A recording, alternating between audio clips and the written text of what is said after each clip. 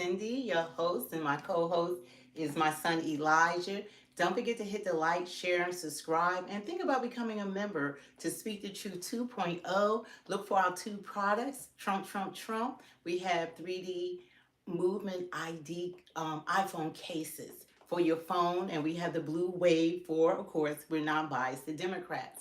But anyway, look for our content where we engage with all of our chat individuals and join in on the conversation. And you can skip to it. Those who are looking at the video after it's uploaded, the best part of the video is our interchange between one another, exchange between one another. So anyway, you guys, we rushed to do this live, so I'm a little tongue twisted, but Trump is going to make an announcement. I don't know what it's about. We have a lot to say. We took 2 days off, and because a lot's been going on, and I do have a lot of concerns what's going on with the president, what's happening in the District of Columbia, and his takeover and his stance, and like, are American Black people the threat to America, or are we still America first? All of us want to say hi to our members before we go on. I think that's Debbie who's here. Oh, Kevin. Okay. So we want to give a shout out to our members: Cameron Leah Holland, Kay Cooper, Jeremy Stick, Chef Chevy TV, Debbie P, Kevin Law, Debbie Gossi. Welcome you guys to Speak the Truth 2.0. So I don't know what this is about. I haven't been watching what's been going on today. We've been out today. So maybe you guys can fill us in on what is the big announcement that President Trump is going to make. Did they end the war with Ukraine and Russia? Kevin said he's watching at 4:58 a.m. right now. He's in New Zealand. Oh, Kevin, I didn't know. Wow. Thanks for watching. Welcome, and you're up. Oh my God. Yeah, right now it's 12:59. It's scheduled for 1 p.m. This live Oval Office announcement coming from President Trump. I mean, wow. Thank you for joining us. Thank you for being part of the channel. And we do love you. We do appreciate you. And I'm excited to find out what is going on. It's like, I don't know what's going on in New Zealand. I haven't been keeping up with the news, worldwide news, and, all of our countries and all, that's going on. But it's a lot that's going on here in the United States. It's like our hands are involved into everything. Everything. We are involved. So who knows what he wants to talk about, because this news conference coming from the Oval Office, for him to call it, it has to be something that's really important. Maybe it's about the Epstein file. Everybody keeps talking about the Epstein file. Maybe he's going to get more insight on that, because that's not going to go away. I don't care if he ends world peace, it's not going away. So he's eventually, after everything else he's doing, he's going to have to address what everyone is asking for, including his base. So we're waiting to hear from him. We expect something that's exciting, something that he wants to share, because it seems like he's talking every day. So to do this announcement, something else he must have happened since yesterday, or he's going over what he feels as though he accomplished since yesterday. But I have a lot to say about his recent activities regarding American citizens. I have a lot to say about that. And we are going to do another live today. We will be back on. But I want to stay focused on what he's going to talk about at this moment. We will be back on because we need to cover a lot of subjects. And just because we support the president, that does not mean we agree with everything. I want to be clear with that. We support him as our president of the United States. The majority of the work he's been doing has been impeccable. I think that he's been doing a good job. But when he starts attacking American citizens and Black American citizens, and we're talking about America first, then I have a problem with that. Because, it's different ways to go about it. And I don't want history to repeat itself. It's like there's a playbook to keep Black people in line. And I don't want the us to be in 2025 and we're repeating history, making the same errors and the same mistakes when we need to be one nation under God and working together as one nation under God. Because we got a lot going on inside of this country, and it's going to come a time when the country implodes inside out. We're going to need all Americans to stand together. We had open borders. We never had open borders, and we never had the type of individuals inside of our country that are lingering now. And I think that we're really going to address that in the near future when things start, getting out of hand. And I think it's going to be other things that's going to be going on that's going to warrant our attention over everything else. There's more than one way other nations or countries or can attack a country. You can attack inside out. And when we open the borders, I believe that that's something that we open the door to. They're not, you got cells and people just sitting here. They're here. And they've had years to plan out whatever they want to plan out. They have had years to hide.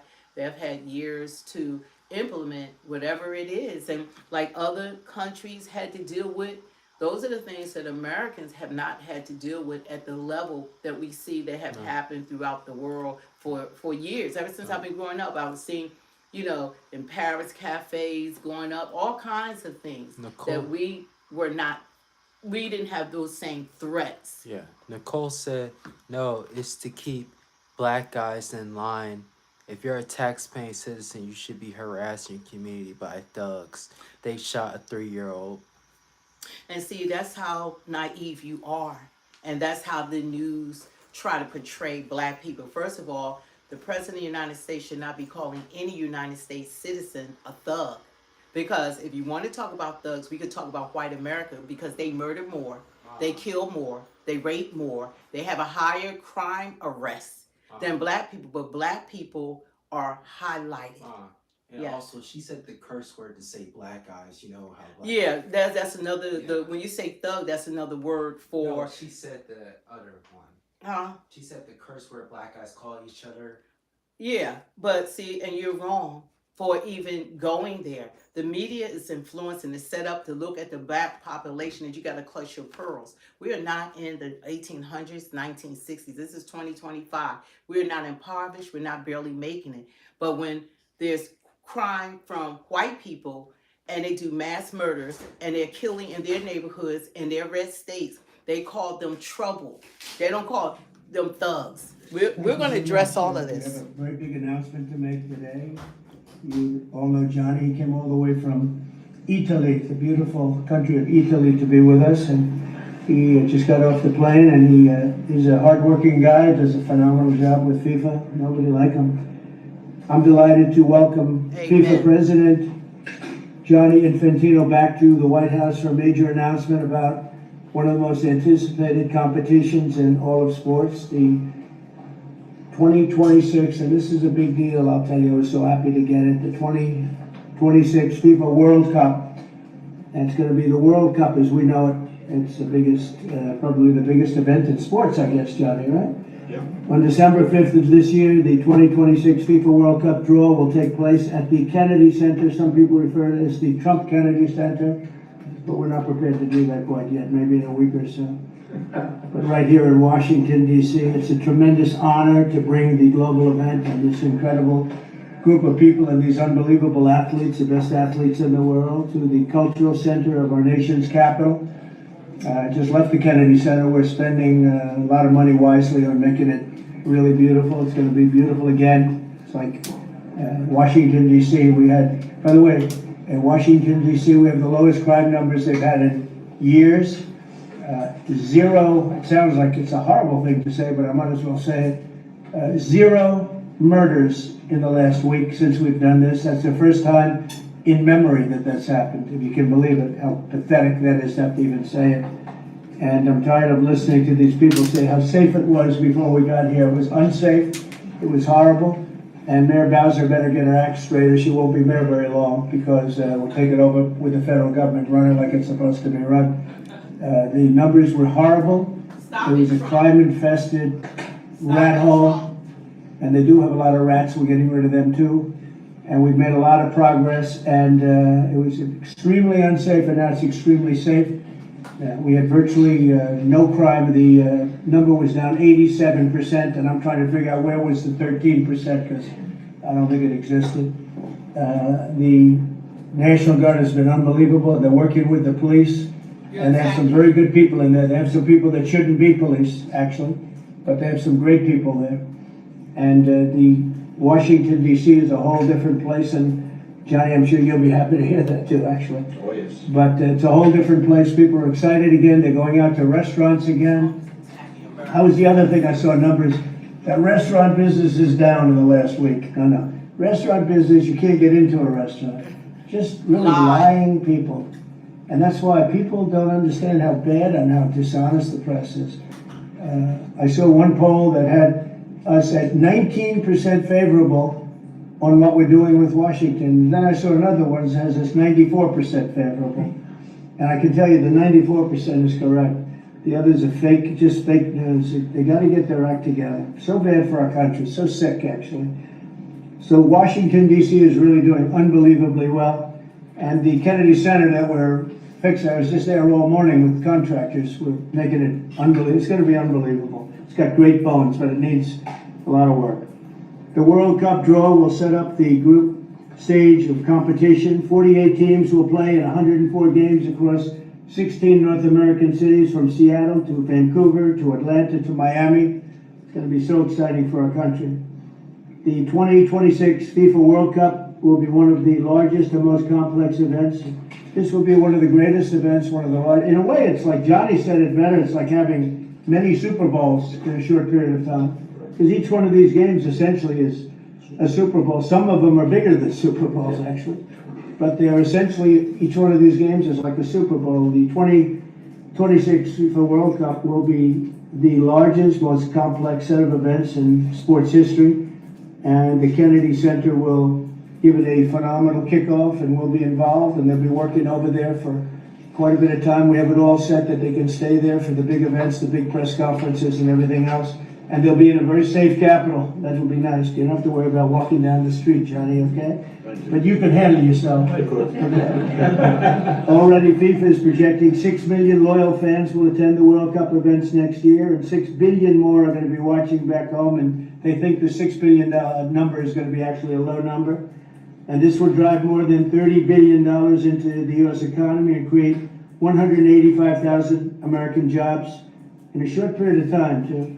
No sporting event attracts more attention, more fans, more viewers, or more revenue than the FIFA World Cup. And again, I'll just say it's the World Cup, and it's the biggest thing there is in sports, and we have it. And I got it in my first administration, and I was really somewhat devastated, as devastated as I can be. I don't have time to get too devastated. I was very happy that today, as you saw, the group that does this, a government group, radical left group, announced that Trump was right.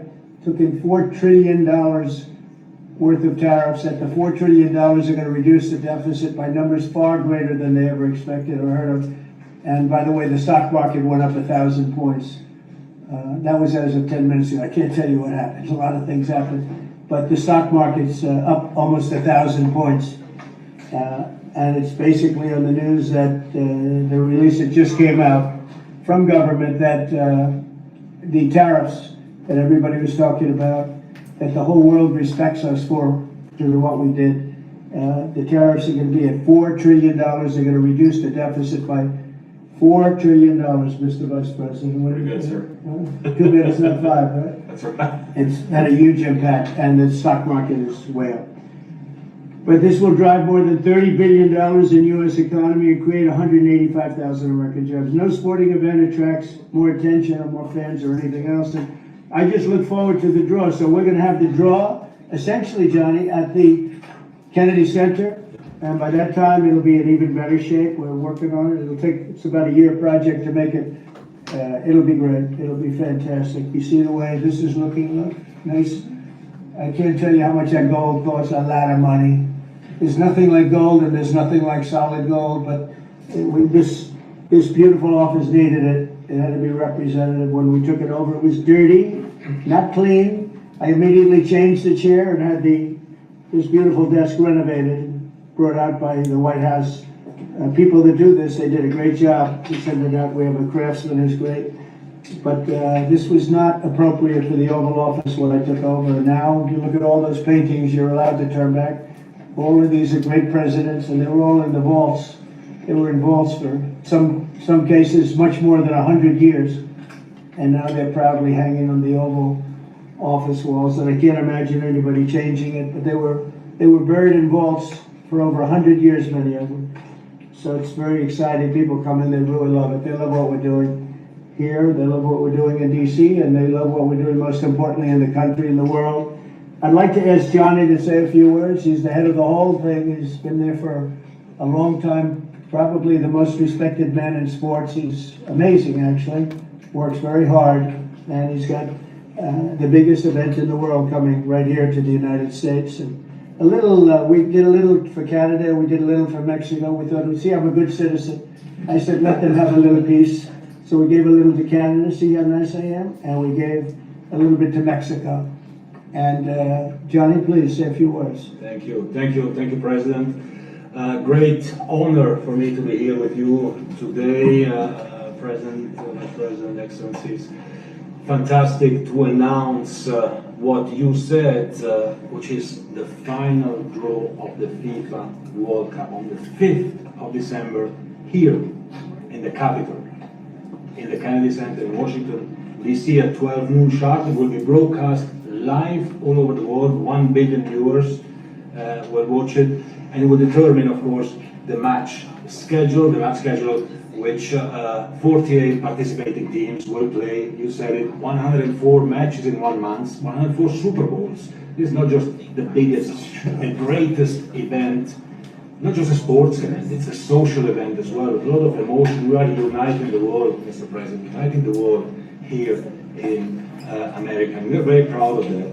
And those teams, those national teams who will come here to participate in this draw with their coaches, with their presidents, they will all be proud to be part of writing this history. And that's why we brought as well this, which is the winner's trophy. It is the trophy that the winner of the FIFA World Cup wins. Only the FIFA president, presidents of countries, and then those who win can touch it, because this is for winners only. And since you are a winner, of course, you can as well touch it. It's pretty heavy. Yeah. It's the winner trophy. The last one who lifted that is Lionel Messi of Argentina. And here it is in the Oval Office in the White House. Can I keep it? Well, you can keep it. We're not giving it back. We're not giving it back. That's seriously. It fits well. That goes very well on the wall right over there. Put it right below the angels. It fits well here. That's beautiful. Yeah. Until we have to give it to the next winner. That's fine. That's a beautiful piece of gold, I will say. That's beautiful. Yeah. So 6 billion viewers for the World Cup, 6 million coming to the matches, 30 billion economic impact, 185,000 jobs. This will be absolutely fantastic. The biggest event ever, and everything will start here in Washington, D.C. at the Kennedy Center, or the Trump Kennedy Center, and you'll see that how it will be called on the 5th of September at noon sharp. 5th of December, noon sharp. Then, if I may... Will they be doing most of the draws, all of the draws at the Kennedy? How are you going to do that? Yes, we'll do that at the Kennedy Center. We'll do all the other meetings around it with the coaches, with the broadcasters. That's great. So everything at the Kennedy Center. The whole World Cup starts, and everyone will be happy because everyone has qualified for the World Cup, and they didn't yet play a game, so they didn't lose yet a game. So they all think they can become world champion, right? They'll all be happy. Exactly. Now, by the way, an example, supposing we had a week ago when everybody was being killed and mugged and everything else, despite the phony numbers that were given out, that it was getting better. Brian, do you believe it was getting better or getting worse? Oh, the crime was getting worse. I mean, I was robbed. It was getting way worse. Yeah. He's still How back did on the other the guy come crime. out? You're wrong, Trump. Robert Blythe, 9-0. No, but can you imagine, you do this and then you start hearing that they had a 20-year reduction of crime. It's worse, it was worse during the Biden administration than anybody's ever imagined possible. And I guarantee you, he wouldn't be here if those numbers continued. But now we have total safety, we have total security. And for the border, in 3 months, 0 people. These are done by liberal people that do these charts. 0 people came through our border in the last 90 days. Can you believe it? 0.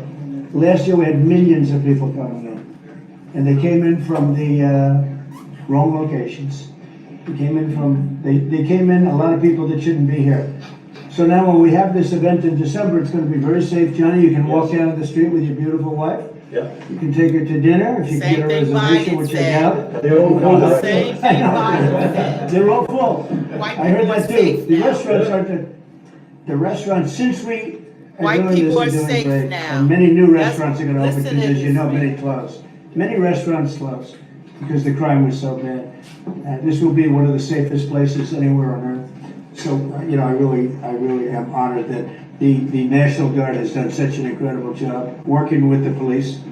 And we haven't had to bring in the regular military, which we're willing to do, we have to. Not on And Americans. after we do this, we'll go to another location and we'll make it safe also. No. We're gonna make our country very safe, we're gonna make our Not on cities Americans. very, very safe. Chicago's a mess, you have an incompetent mayor, grossly incompetent. He And is very we'll straighten that one out defensive. probably next, that'll God be our help- next one help after us this. all. And it won't even be tough.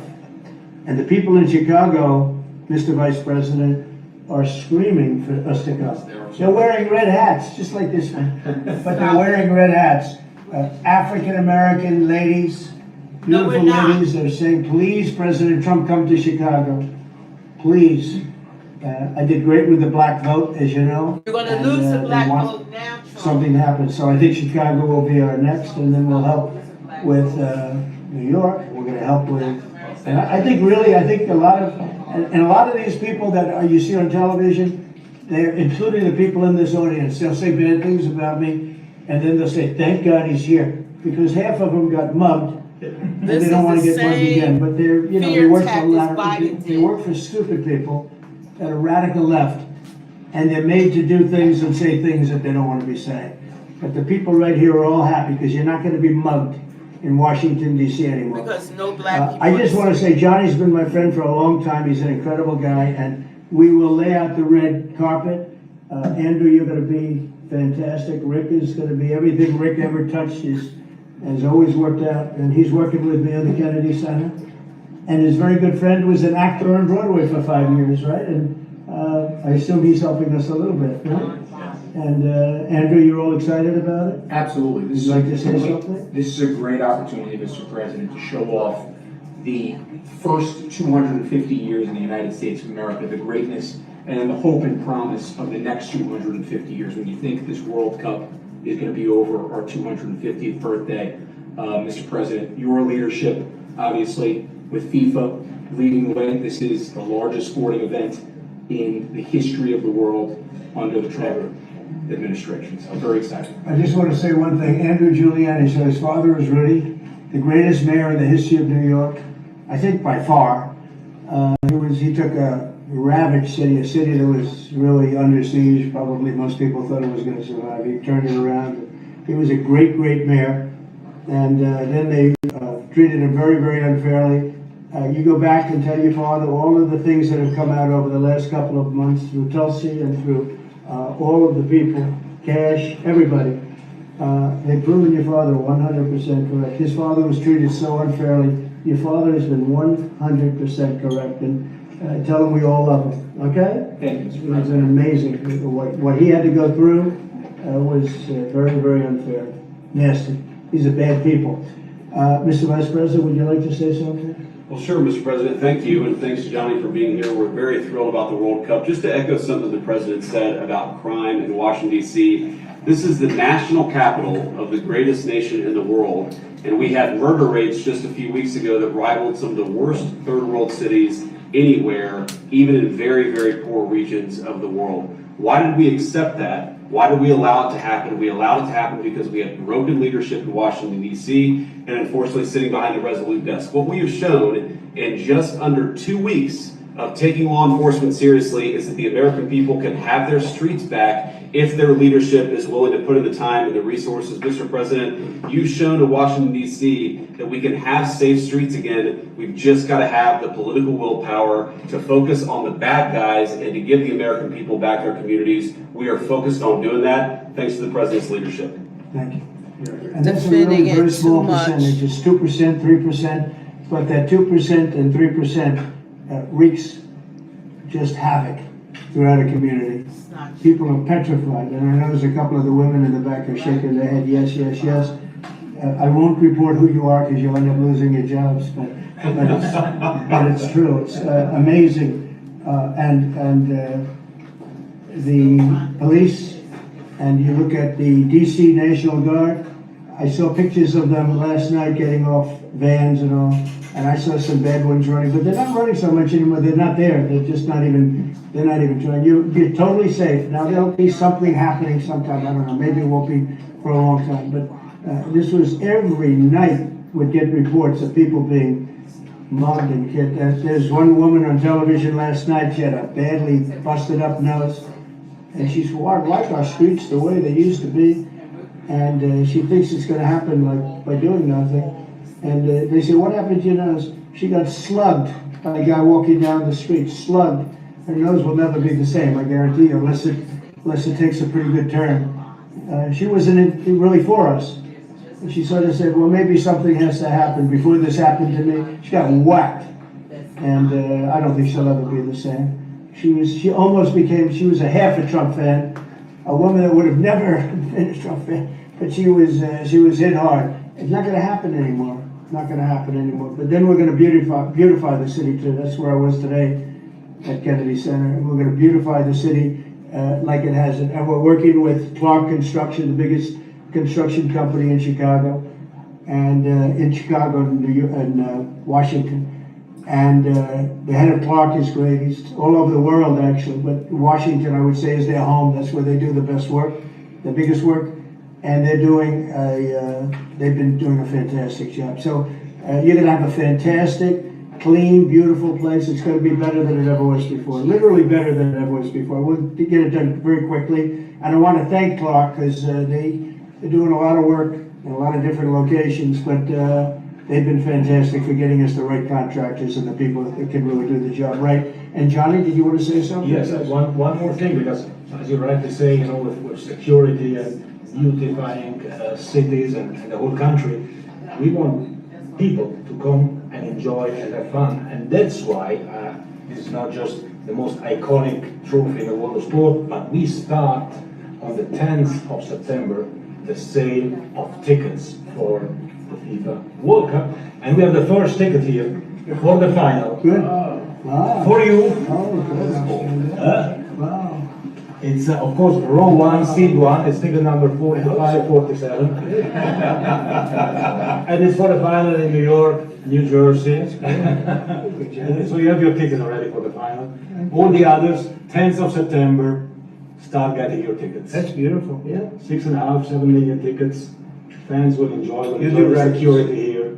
Will be fantastic. You're going to do record business, I think. 100%. Christy, would you like to say something? Yeah, Mr. President, millions of people will come to this country, and we'll make sure they get their travel documents, their visas, that they want to come here and spend their money and enjoy this sporting event. It'll be the largest event in the world. And sir, you're reminding me of something that my dad used to say all the time when I was growing up. He would say, "Christy, you kids need to look like you respect yourself before anybody's going to respect you." needs to look And like in you. this country, when people look at our streets, when they look at our capital, you're bringing When respect people look back to like the you. city. And people will respect our country more because When it's safe, people it's look clean, it's like beautiful. you. And what you're doing is transforming this nation by making sure that our laws are upheld. And millions of people are going to come and be able to enjoy it next year, and I'm excited about that. Thank you for doing that. Well, our country is respected again. And a year ago, we had a dead country. I'm telling you, it was a dead country. It was a country that had lost its way. It was a country that was going to fail. Look even today where they say $4 trillion in reductions of deficits. And this was totally unexpected. They didn't expect it. I mean, I don't know where they've been, the people that do this stuff, but it's terrible. I want to thank Christy for another reason. I said to her 2 weeks ago, I said, "Christy, do me a favor. I built hundreds of miles of wall I built the same wall that the Border Patrol asked me to build. It wasn't my first choice. I wanted to do concrete plank and everything nice, but you wouldn't have been able to see through it. So I had Border Patrol in and they tested everything else. And we gave them steel wall, high grade steel, very hard to cut. That we gave inside that is 9,000 pound concrete, which is a very tough concrete. Inside that is rebar, a big fat piece of rebar. So you have all different materials that are very hard to cut, and you need different instruments to cut each one. And I said, Kristen, we got to get a coat of paint on it. And I didn't know she was listening, but I said, we got to get a coat of paint, and it should be black, because black makes the steel very hot. It's untouchable. You can fry an egg on it. And if you got a good black flat paint, it would look beautiful. It will preserve it from rust. And that was it. And I gave it to her along with 30 other things, and she's done such a good job on the border with Tom Holman and the group. Tom Holman's a fantastic guy, what the job he does, and the way they work together. So I turned on last night and I see Christie's painting the wall. And it looked beautiful, by the way, when that paint went over there. And it's hot. It's hot. Yes. It's hot. If it's white, it's not hot. If it's black, it's going to be very hard to climb that sucker. It's not going to be easy. But it's black and a high quality black. You know, it really looked good. Yeah, we got Is the that going to paint be a you told two-coat us. job or one No, coat? just one coat. One coat. We Good. used the paint you told me to buy. Yep, the two-coat will take place in 3 years from now. We'll do the second coat. But it looks beautiful. But thank you very much. I didn't know you were listening to that, because we talked about 7 different subjects. And all of a sudden I see you out there painting with a lot of painters and everything else, but it was a beautiful thing to say. Would you like to say something? You've been such a big part of this, please. We're just, Mr. President, we're delighted to be here today for this announcement, but we're also looking forward to having you at the farm. Oh, yes. On July 19th No, we'll in be- New York, New We're Jersey. gonna be there. A lot of people are gonna be there. A lot of people. I'd like to thank you all. Do you have any questions on FIFA, first of all? It's going to be a big event at the KA Center. Do you intend to take part in it? Will you have a part to play on December 5th? I might play. I mean, I see the money that these soccer players, you know, we call it soccer, but I see the money that these soccer players are making. I may try and play. I'm a very good athlete. My son is a very good athlete, and he's a good soccer player. He's on the tall side for soccer. He's 6'9". That's pretty tall. That's pretty It's cool. on the tall side. It's on the tall side, but he's good. But no, I may put on shorts. I'm extremely good in shorts and join the play. No, it's going to be a lot of fun. It's going to be fun. Many foreigners who want to come to attend the event are concerned about the visa situation. Can you reassure them? Yeah, and they're going to have a very easy time getting in. Certain countries are going to be very, very easy, and other countries are going to be obviously a little bit more difficult. Would you like to explain that, Chris? Yeah, absolutely. We have a process set up that we'll be implementing on getting visas approved. Everybody will be thoroughly vetted, but they'll be welcome to this country. It'll happen quickly, and we're excited for them to come. So I would hope that around the world, people know that the United States is excited to bring their family here to enjoy this event. America welcomes the world. Yes. And I can read it from the collaboration that we have testified for that, absolutely. And I just sent a picture from somebody that wants to be there very badly. He's been very respectful of me and of our country, but not so respectful of others. But I'm going to sign this for him, but I was sent one, and I thought you would like to see it. That's a man named Vladimir Putin, who I believe will be coming, depending on what happens. He may be coming and he may not, depending on what happens. We have a lot of things happening over the next couple of weeks. But I thought it was a nice picture of him. Okay of me, but nice of him. So that was very nice that it was sent to me. Okay? Mr. President, on that Yes. subject, have you talked to Vladimir Putin about the fact that yesterday a big U.S. factory was hit in a Russian airstrike in Ukraine? What's your reaction to I that? told him I'm not happy about it. And I'm not happy about anything having to do with that war. I settled 7 wars, and actually, if you think about pre-wars, add 3 more, so it would be 10. I thought this would be in the middle of the pack in terms of difficulty. No, I'm not happy about anything about that war. Nothing. Not happy at all. We'll see what happens.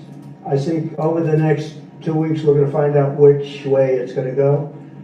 And I better be very happy. How long are you willing to wait? A very good call with Prime Minister Carney of Canada yesterday morning. Yes.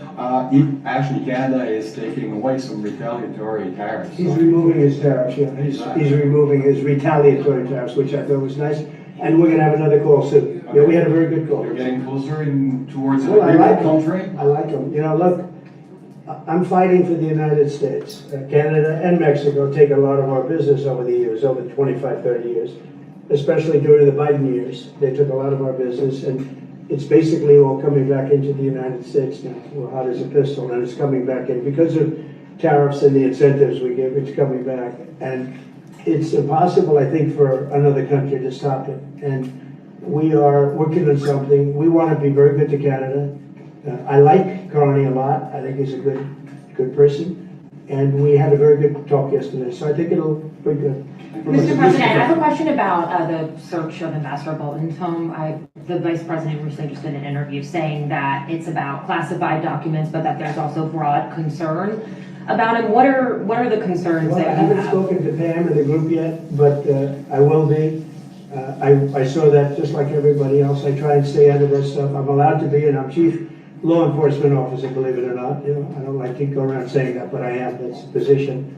But I purposely don't want to really get involved in it. I'm not a fan of John Bolton. I thought he was a sleazebag, actually. And he suffers major Trump derangement syndrome, but so do a lot of people, and they're not being affected by anything we do. I don't know anything about it. I just saw that. I'll find out about it.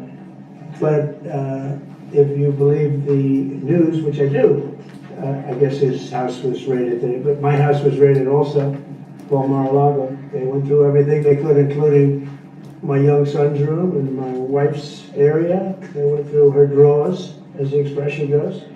They went through everything you can imagine. And when she came back, she said, she's very neat, you know, she's meticulous, and she looked and she said, whoa, this wasn't the way that she had it. So, you know, so I know the feeling. It's not a good feeling. Thank you. Mr. President, how long will you give Putin? A couple of weeks. We're going to figure it out. Do you think you'll have to intervene at some point? Look, it takes two to tango. You understand that. I wanted to have a meeting with those two. I could have been at the meeting, but a lot of people think that nothing's going to come out of that meeting. You have to be there. Maybe that's true. Maybe it's not. But we're going to see. In the meantime, people continue to die. But I solved 7 of them where they were in wars for 31, 35, and 37 years. We had 3 of them that were for more than 30 years, Danny, and I got them solved. And we solved one that could have been a nuclear war with India and Pakistan. I was getting ready to be a nuclear war. I solved them all. And this one, I thought we would have had it done by now, but it's more different. There's a lot of anger, a lot of hatred. There's a tremendous amount of hatred there. So, but we'll see what happens. I think in 2 weeks we'll know which way I'm going. Because I'm going to go one way or the other. And they'll learn which way I'm going. Mr. President, if I got 2 questions for you. One on FIFA, the other one on DC. Can you talk about the economic impact that FIFA will have in these cities, and what's your message to the mayors to get their cities prepared, not only the beautification process, but also the safety aspect? Well, Los Angeles is an example. You know, it's poorly run. We have a mayor there that can't even get permits to the people who lost their houses. Lee Zeldin got every permit. The hardest permit is the federal permit. Within 20 days, every single permit was there for the people to build their houses. But people are writing us and they're saying they won't give us. The mayor is incompetent. The governor is incompetent. You know, Gavin, I know Gavin very well. He's an incompetent guy with a good line of bullshit. And he doesn't get the job done. And frankly, those people want to build their houses. It's terrible. They could have been built. Some of them could have been built already. But think of it, the federal government that has the most complex part, it's the most complex environmental thing to do. We got it, everybody had it within 30 days. And they're not even close to getting their permits. And now they're talking about taking some of those sites and building low-income housing on them. These are high-end neighborhoods. And I'm all for low-income housing. I built a lot of low-income housing. I know all about 236. I know every program that there is in the government. I used every one of them. I know more about low-income housing than probably almost anybody. And it's great. It's fine. It's wonderful. But you don't build it in Pacific Palisades. you don't build it there, and you don't build it in the other areas that burn down. So they're talking about putting up low-income housing. And you talk about riots, they're gonna have riots if that happens, because you're taking the people's property away. They want to build their houses, and they're unable to get permits from the mayor and from the governor. And that's a terrible thing. But, and let me tell you, if I didn't send in the troops in Los Angeles, Johnny wouldn't be in Los Angeles, you wouldn't be having your World Cup there. I sent in the troops and we kept it, and even the police commissioner, the sheriff and the police commissioner, they all said the same thing. They said, we could have never handled what was happening. You saw that, you were there. He said, we could have never handled what was happening. And then you hear Gavin Newsom, after it's all quelled, you hear Newsom get up and said, we could have done this for ourselves. No, they couldn't have. And if they could have, I wouldn't have taken the chance either. Okay, my second question is on crime prevention. Would you be open to expanding the national concealed carry to apply to DC like it does in other states like Texas?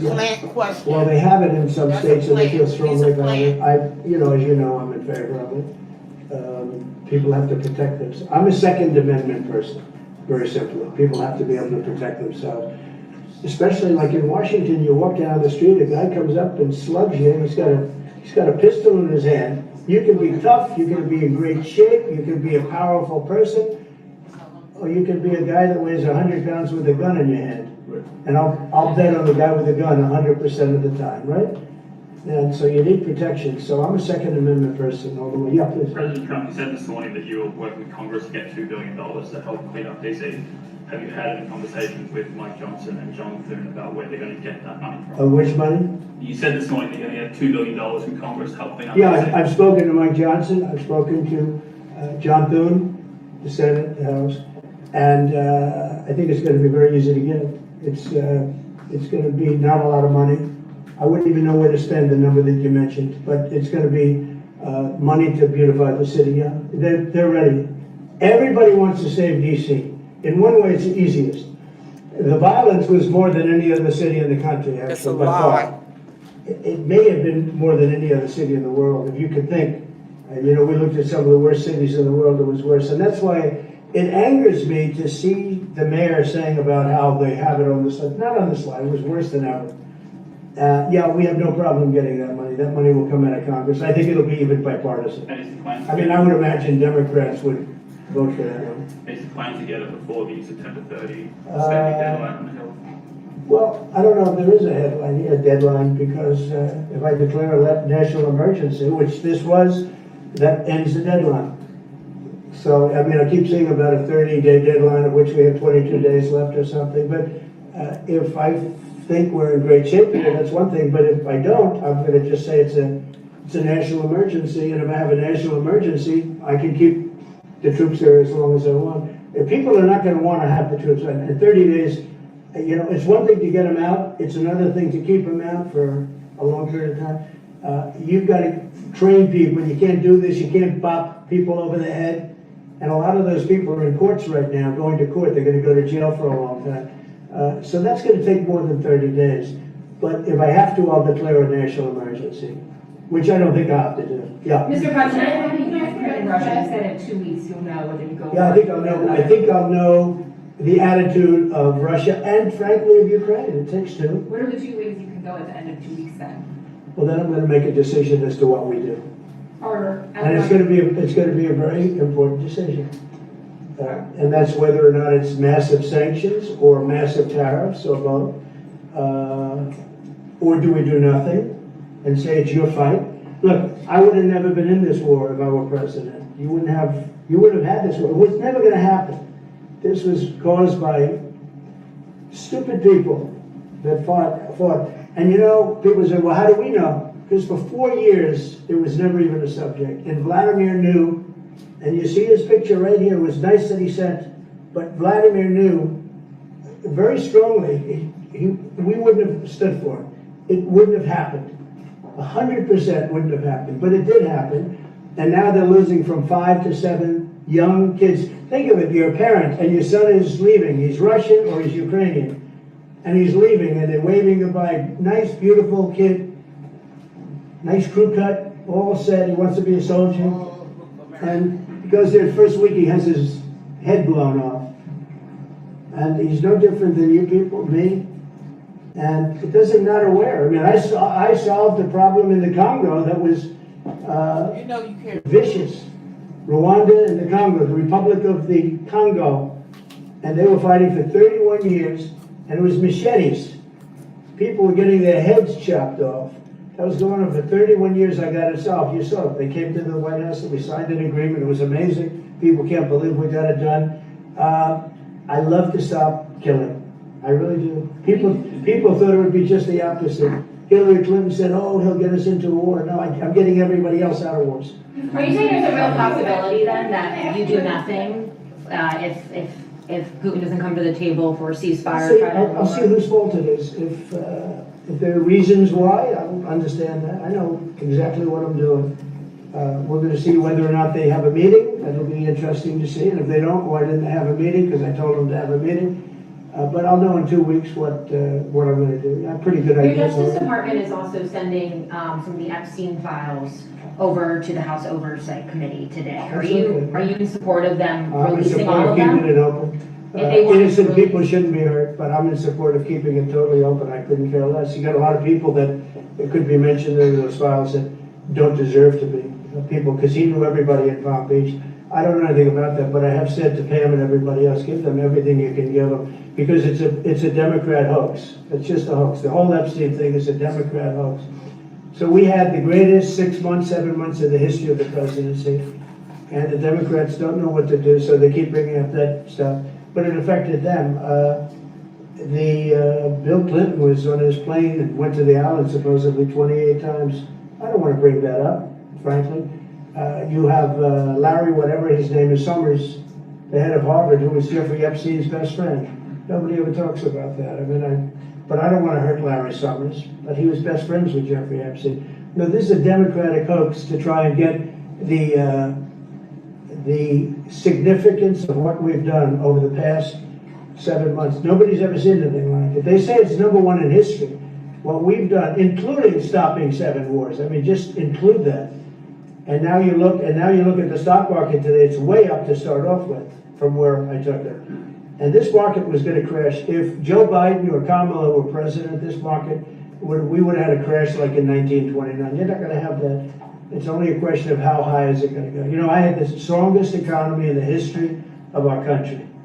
And despite COVID, we had the strongest economy in the history of our country. And we're going to blow it away this time. I was always good at making a lot of money.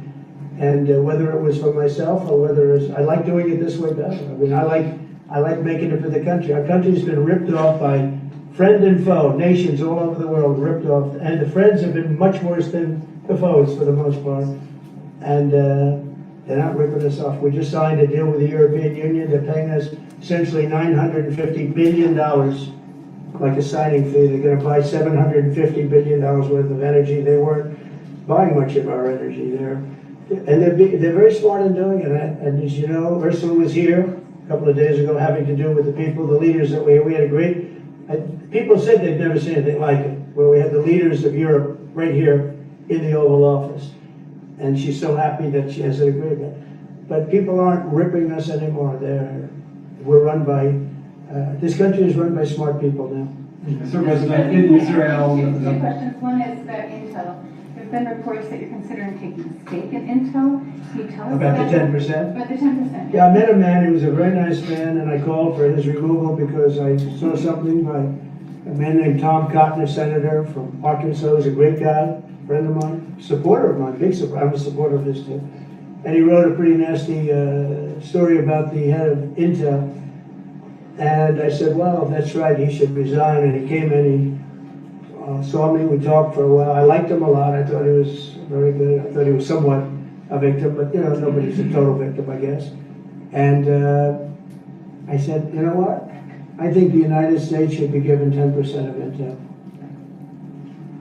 And he said, I would consider that. I said, well, I'd like you to do that because Intel has been left behind, as you know, compared to Jensen and some of our friends, NVIDIA, some of the people, and the people in, because Intel should have never been. Intel was the biggest, most powerful chip company in the world. And then they started leaving. and they started going to foreign countries, in particular Taiwan. And if we had a president that would have said, okay, you can go to Taiwan, but we're going to put a 100% tariff, or 200 or 300 or 500% tariff, anybody that sells into the United States has to pay. They wouldn't have left. They would have never left, or we wouldn't have. So in the meantime, we had people that were, in some cases, good politicians that weren't good on trade. I loved that man, but he was not good on trade. I totally disagree. He allowed the car industry to be taken out of this country. We lost 50% of our car industry. But that's all coming back. It's all coming back. But if somebody would have said that with Intel, would be a giant right now. Now with that, they've had some bad management over the years, and they got lost. And I said, I think you should pay us 10% of your company. And they said, yes. That's about $10 billion. I don't get it. This comes to the United States of America. And I said, I think it would be good having the United States as your partner. He agreed. And they've agreed to do it. And I think it's a great deal for them. And I think it's a great deal. He walked in wanting to keep his job, and he ended up giving us $10 billion for the United States. So we picked up $10 billion. And we do a lot of deals like that. I'll do more of them. If somebody has, like we have restrictive covenants with Jensen. We have, it's NVIDIA. And to unrestrict the covenant, nothing to do with losing our powers or military or anything, because that I wouldn't do. But there are things you can do that don't affect us, that actually help us. And if we're going to give somebody a restricted covenant, we have a strong restrictive covenant on certain industries. And I will absolutely give somebody a opening on a restrict to do a lot of business, which is good for us, as long as it doesn't hurt us in a security or military way. And if I do that, I think the country should be paid, because anybody else, I have it in real estate where I'll have a deal with somebody and I'll have them restrictive covenant. Then they'll come back and they'll say, I'd love to be able to build over here, but I'm not allowed to because you have me covered, you have me restricted. I say, I'll let you build over there, but pay me a lot of money. No different. But the country never did it because the country was run by foolish people. You said Chicago might be next. Are you making, have there been concrete steps that the administration is taking to do that, or what are other cities as well? I haven't spoken to them. He's grossly incompetent. I haven't spoken to them yet. No, when we're ready, we'll go in and we'll straighten out Chicago, just like we did DC. Chicago is very dangerous, great place. I built great stuff there. I have the most beautiful building in Chicago, I think. But I hate to see what's happened to Chicago. Chicago was our greatest city, actually.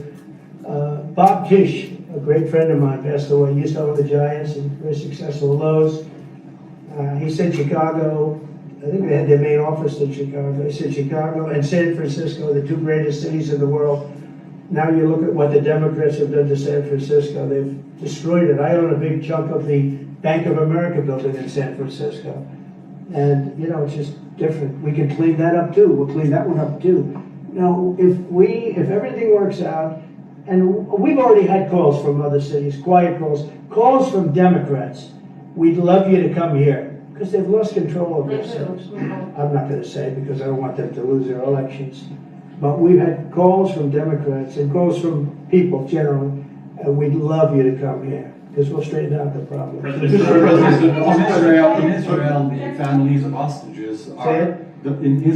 the families of hostages are opposed to the reoccupying of Gaza. Why is the U.S. Well, not all of them, and you have to understand, I'm the one that got all of the hostages out. You got a lot of people out. If it wasn't for me, they wouldn't be out. I worked with Bibi and I worked with Steve Witkoff.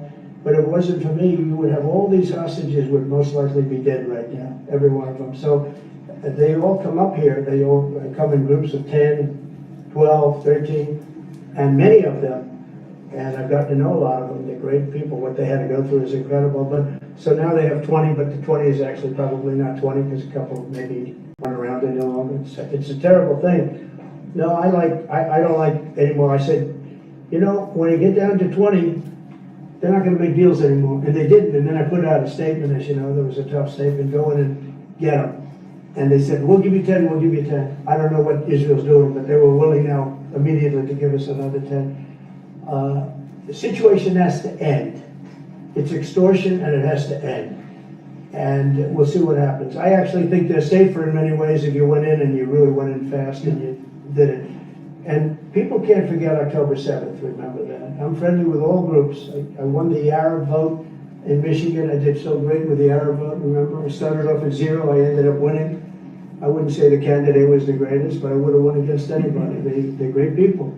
But we have to do things properly. And, I'm very proud to say, I got the hostages out. You have hundreds of people that are living now because of me.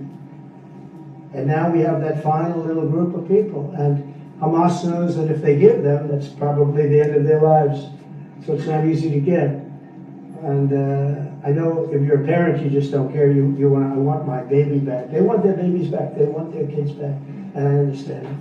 But I got them out and did a good job. And we're doing everything we can to get the hostages out. Thank you all very much. Yes? So Jackson Hole, Jay Powell today said, he suggested that they might cut interest rates, but they have to proceed. Well, we call him too late for a reason. He should have cut him a year ago.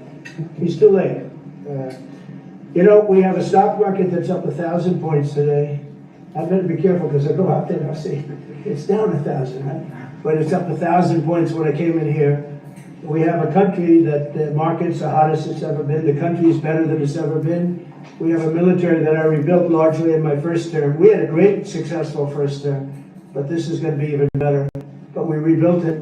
We gave a lot of it away to Afghanistan, but relatively small compared to the overall. But I think it was the most embarrassing day and period in the history of our country that they allowed those 13 wonderful people, but it's really hundreds of people were killed. And they don't talk about the 48 that were so severely wounded with no legs, no arms, nobody ever mentions them except me. But that was the worst day, the most, it just showed how incompetent. Frankly, if that didn't happen, I really believe that you might not have had the problem with Russia. I think Putin was sitting there watching these stupid people running our country and said, this is a time to invade. It's, this is a time. And then Biden made the statement, well, he can do a small incursion. When he said that, it was off to the races, right? When he said he can do a small incursion, remember that? I was surprised he knew the word incursion. And I didn't get that good of a vocabulary. I want to thank everybody. It's very important to me and to everybody up here, the World Cup. And Johnny has been so incredible. I mean, he's really a great leader. I mean, to think, I said, Johnny, do it by phone. You don't have to come. No, he said, I'll come. And he flew all night long to be here and listen to this about how great we're doing in D.C. But he's a fantastic leader, and this will be your most successful World Cup ever. Thank you, sir. Yeah, can we win it, Mr. President? I don't know. I watched some of those teams go. They go down that field. I don't know. But let me ask you: what chance does America have of winning? Well, the home team always has a good chance to win. It depends See, how he's a it good starts. Yeah, No, but that's a Well, good we have a shot. We have a Yeah, of course, you have a chance. Will Bear be going to any of the games, Mr. President? I'd love to have him. He'd love to. He's very tall. Maybe we can make him a goalie. The goalies are very tall now, right? Yeah, goalies are very tall. The goalies, well, he'd be a perfect goalie. 100%. At his height, he'll be a great Yeah, goalie. exactly. So we'll put him with the American team. Yeah. No, but do the Americans have a chance of getting into the quarterfinals? Yes, right? definitely.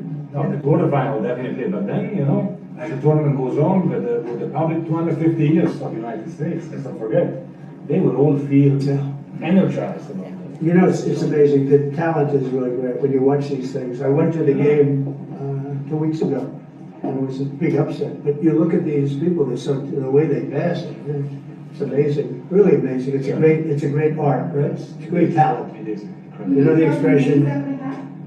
It's a what? Will you draw the names? I don't know. He's the boss. That's an interesting proposal. He's the boss.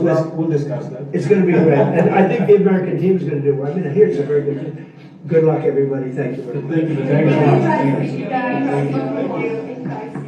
God bless America. God is good. I don't know, we're in peculiar times right now. I am proud to be an American. I'm proud of the progress that we're making with this president.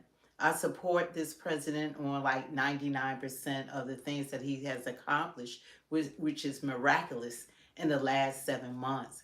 But this channel, we don't go along with everything. I've been telling people from day one, A wife doesn't agree with 100% of a husband all the time, or vice versa. Your kids don't agree with you. You don't agree with your kids. Nobody is 100% of anything.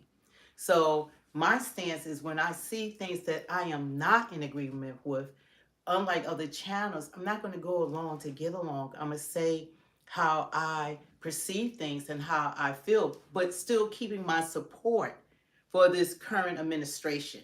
I have always voted for the Democratic Party. Like most Black people, we vote straight down ballot, but that was because of not looking at policy, not looking at what they're bringing to the table. Democrats that were in office for 12 of the last 16 years, and they didn't do anything for the Black community. We don't even have the rights and the protections that illegal immigrants have that have entered this country. But saying that I'm America first is that includes all Americans. And I do not feel that the President of the United States, at a time like this, when he said that we have open borders with 25 million people, he said, has entered this country illegally. That includes terrorists, 350 terrorists, but our FBI agents are doing police patrols, and they're not even trained in that in the District of Columbia. They should be utilized with those 350 terrorists that are roaming the countries, because to take down the two World Trade Centers and to try to bomb the Pentagon, it only took a few people. We have Trinidad Raga. I never even heard of these people until now that they're inside this country. We have MS-13 gang members. We have the cartel. We have ISIS. We have Iranians. We have Chinese nationals. We have fentanyl coming. We have 350,000 missing children. And for him to bring in the military against American citizens, that's where I draw the line in the sand. I think that is an overstep. That's an overstep by far. Not saying, nobody see, when you say something, people are like, you're not promoting crime. It's the way this is going about. Every federal agency that's costing millions of dollars is being put in District of Columbia, but he's not comparing it to red states. He's not comparing it to high crime states. I promise you, people keep saying we're freeloaders. Nobody's freeloading over here. Off of what? We don't make anything off of this. Yeah, they saying. So anyway, as I was saying, is that I don't feel as being American that our military should go after American citizens. They are supposed to protect us. Our police force is supposed to serve us. Our FBI is supposed to fight and find these criminals, and CIAs and all Homeland Security are supposed to protect us for what's going on in this country, where we haven't even begun to see the numbers of an attacks that might be coming in our future, because Americans never had to deal with all these people inside of our country. So I feel less safe now than I ever have. And as a Black person, if I was living in Washington, D.C., I would be concerned with my son trying to go to college, because when you label all Black people and they speak rhetoric, they can't distinguish a college student from someone that perhaps have committed a crime, but nobody is out on the street. Criminals are inside. The people who have to go to work and the people that have to go to school are the ones walking around. But if you are Black, 1,000% you're being stopped. You're targeted, because Trump needs numbers to prove, oh, we're much safer now. For whom? For white people to walk around, because Black people are always made as the thug. The rhetoric, thug, but you don't call a mass murderer a thug. They're trouble. You don't call the people who commit most crime in this country, the school shooters, the murderers, the burglars, rapers. I put the statistics up a few live streams ago when I did one on Mayor Bowser. You know, I didn't even know her name. I didn't know about these people. But if it was where I was at, I would be afraid, because they don't work for us. They are working against us for numbers. That's what it makes me concerned. They don't even call like Trinidad Raga thugs. They don't call the Trinidad Raga thugs. They're not calling Garcia thugs. But you're going to talk about American citizens. We are Americans. Yeah. When you have the highest office, setting example and keep reiterating, and he keeps spending a lot of his news conferences and his social media. He's making posts this long, trying to defend going after Americans who are going about their days. Because the people who are committing crimes, no crook or criminal is going to be committing crimes when you have the Homeland Security, FBI, every federal agency, your rangers, national parks. You have everyone that's there. They're not out there, but everyday people that are black we're targeted because this is the same crap. That the reason why I'm concerned, because this happened with the 1994 crime bill, which I knew nothing about when I supported Biden. I didn't look at the policy, I didn't look at the history. And my concern is that people perish for lack of knowledge. If you don't know the history, then you don't know what's going on. He's saying the exact same stuff that Biden said. Oh, so that the white women can be safe. They can, like she was saying, who was that? What's her name? Christy No. She said, so I can walk down. So people like me, a white woman. She's saying people like me can walk down the street when white people commit the most crime. People need to be educated on that because they think black people commit the most They crime. keep on thinking black We're people. the thugs, we're the enemy. It's the news media, just like the rhetoric we hear about so many things, they influence us, and you would think that all black people out here committing crimes and living impoverished when we are well-to-do. We're educated. We are inventors. We are tax-paying citizens that want the best lives for our children. But he's talking about locking our children up, reducing the age, don't rehabilitate them, but you'll rehabilitate a white offender, same crime, but he just had a bad moment. That's what goes on with the worst of the worst. It's like how he did with the South And African. it's the same Biden's playbook. And you know who supported Biden's playbook when he said that he said let's have mass incarceration, that black people were super predators, beyond the pale, can't rehabilitate. Trump is saying the same exact thing. You know who supported him? The NAACP, Congressional Black Caucus, Reverend Jesse Jack, all the black organizations. We was like, yeah, get black people off the street so we all can be safe. All people of all ethnicities commit crimes. All of us do. All of us. But you're focused on one segment of people because around the world, black Americans are targeted for the last 400 years. We are targeted even now. No, Michael, that's what racists call them, like you. You know, it's just, and we don't need the president of the highest office, code word thugs. So they don't differentiate when they see a young black kid. You can't judge a book by its cover.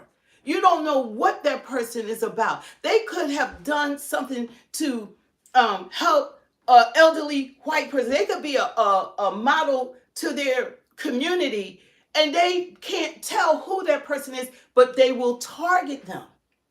And I'm concerned about putting the military on Americans. I want my military, because my son is in the military, to fight for us against other nations. Now, I don't want my son who's in the military attacking other Americans. Wait, Lopez, I promise to God that's not true. If you know what I've been through, my brother's a soldier. I can promise you that's not true. My family is military. Yeah. I always look at them protecting I'm a Christian us. man, I always looked at them protecting us from assaults from other countries, not using it against us. And as long as we go whoop it, he's going to go to state, but target black people, lock up our black children. Those the new slaves. That's how he wants those foreigners to be taken care of. See, they smart. They like, okay, the immigrants, we get them out the country. Black people not going back to that. But so we'll go after the young people. We could give them 30 years. We could do slave labor, put them on the damn farms. They go to the workforce and have us all going along with it saying, yeah, we got the criminals off the street. The criminals are already locked up. Susan, why don't you explain to us what we're wrong about? The criminals are already locked up. The people that they are stopping are citizens who haven't committed crimes. The people, they're going to people's houses. They sitting on their steps. What black women are you They talking about? they are. You said black women supported a 94 crime bill. What black women? Not all. Yeah, black women everybody support- we were bamboozled. Yeah. And even Mayor de Blasio, I will play his video later on. He said that was the worst thing we could have done. They talking about ripping families apart. Don't nobody complain about ripping black families apart. They took all the fathers out the household. The kids are in the street.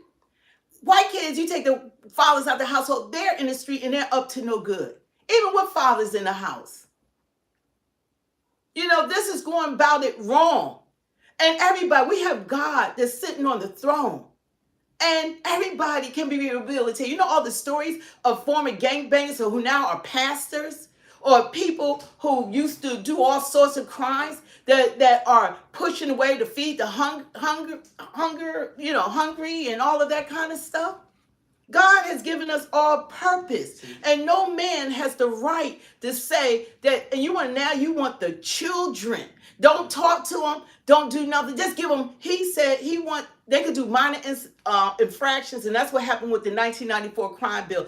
Black people were inadvertently arrested with mass incarceration 5 times more than anyone else for the same crimes that white people did. That were given probation and off, and they were put in jail for decades. That's the difference of being white and black. See, we know. And that's what I'm concerned about. I'm going to say this. Like, we know that this live stream is not going to make the Republicans happy, but this is the truth. We're telling it how it is. This is Speak the Truth 2.0, and that does not, right, go ahead, I'm sorry. A lot of YouTubers, it's okay, a lot of YouTubers don't tell you the truth. They're just one-sided. We're going to tell you the truth. We still support Trump, Absolutely. But we're not supporting everything he's doing currently. No, we're not going to support putting the military. If he had did this to white communities, and he went into your community and your children, your white children, and your husbands and your cousins and your brothers, and you knew when they walked outside that they were going to be stopped and harassed, and they're looking for something to arrest you, but they're just trying to go to work. They got to go outside because they're just trying to go to school. You're taking a chance right now, if you are black, in District of Columbia, if you go outside as a black person, because they have already said you're targeted. I put my hand on the Bible, that's the honest to God truth. That's the truth. You're being targeted. Not all Americans. All different ethnicities commit crimes. But you're going to highlight the cities instead of bringing the programs and affordable housing and the things that get them off the street like they did in Baltimore, which lowered the crime 62%. Trump could have said, let's look at that blueprint. Let's go in and do something for the black community, because there are a lot of geniuses in black communities. There are a lot of productive people. And our kids and people make mistakes and they pay their time. But this is excessive. Now they're just trying to get numbers to prove his facts. But he doesn't compare it to red states. He doesn't compare red. You got some red states got the highest crime in the freaking country. I forget the county. I got to look for it. Highest crime in the country. They're not going to send nobody there. The focus is on the black community. Black Americans are not the reason if anybody feel unsafe in the United States of America. Black community is not the threat. Your threat is to open goddamn borders. Your threat is all the terrorists that are here now. Your threat goes far beyond black people. Y'all know who we are. Y'all don't know who these people are. But they always still go back to making us the threat, to keep us underneath your feet, to keep us down underneath that. So whenever you go in the store, what he's saying, the president, we go in the store, they're going to watch you because you're up to no good. You can have $1 million in the bank, pull up in a Rolls Royce, and they're going to follow you around the store. Yes. You're going to have millions of dollars worth of jewelry wrapped around your neck, reaching the heights that white counterparts will never meet in their life, their 10-time lifetimes, and they still are labeling you as a thug, and it's not right, and it has to stop. You could be a student at school and have the cops following you while you walk in and looking at you. It has to stop. And Trump is running the 1994 crime bill playbook, and that's why he keeps talking about it. If he was so right about it, he wouldn't keep trying to push it. Like, he's the only one telling the truth. Compare District of Columbia to the rest of this country. Compare it to red states.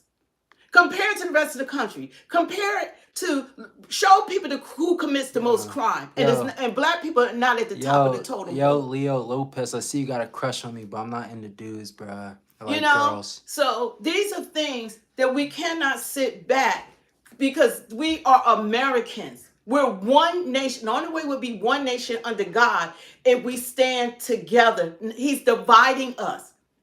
All the black people that's supporting Trump, that like myself, that voted for Trump, you're sending out a bad message. You like black people are like, oh yeah, we go, oh yeah, we'll be safer. Black people aren't the threat to other Americans. We're not the threat.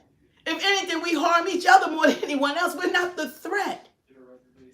But when you have the president, the highest office, labeling black people as thugs, they don't see it as a college student. They don't see it as a business owner, that's a scientist, that's an engineer, he's a doctor. They see this pigmentation. Look what happened to Ryan Coogler, the director of one of the biggest movies of all time, going to the bank. And they handcuffed him because, and wanted to arrest him because he had whatever check he had. Black Panther, one of the biggest movies of all time, extremely wealthy, and look how they treated him. That's because he's black. And that does not change what we feel, what the president has been accomplishing. But I think he is wrong because you're going to lose those black men that voted for you, that led the way, that I said that this is a time that black women should have followed the black men because 93% of black people voted for Democrats. And I was hoping by 2026, 2028, a lot of that would change because my talking points was Trump never did the 1994 crime bill that caused mass incarceration of black people. He's trying, but he's doing exactly what Biden did. And that's my concern. And when we go along with it and don't call him out, he wants to lock us up. You get the young kids so they can be the new slaves and put them on the farms. There's a plan for this. Why would you say a child doesn't need rehabilitation? You're trying to lock up children, but the same grace you give to white kids. And more. Okay, G Money, then go to Google and tell us the statistics on crime between white and black people. Do that for us. And go look at my Bowser video that I did with Mayor Bowser, and I put the statistics up to show that the most of the crimes are well, everybody know white people commit more crimes. Yeah, G Money said you're saying that the black community is not leading in crime. We're not. Where's your statistics to prove that? Because I can go to Google and throw you all kinds of numbers real fast. Go ahead. Go ahead. Go ahead. Yeah, go ahead. Go ahead. Educate yourself. Because we already looked this up. We're not just talking. I mean, I went to the FBI. The FBI posts crime, and I went to their statistics. And I have it on one of the videos, and I'll try to find again to put it up. And they did everything from murder to rape to burglary. You name all the violent crimes all the way down. White people lead that. It's like 4,800,000, whatever, to black people, 1 million and say 900 or whatever. Vastly different in numbers. And on top of it, we're arrested 5 times more.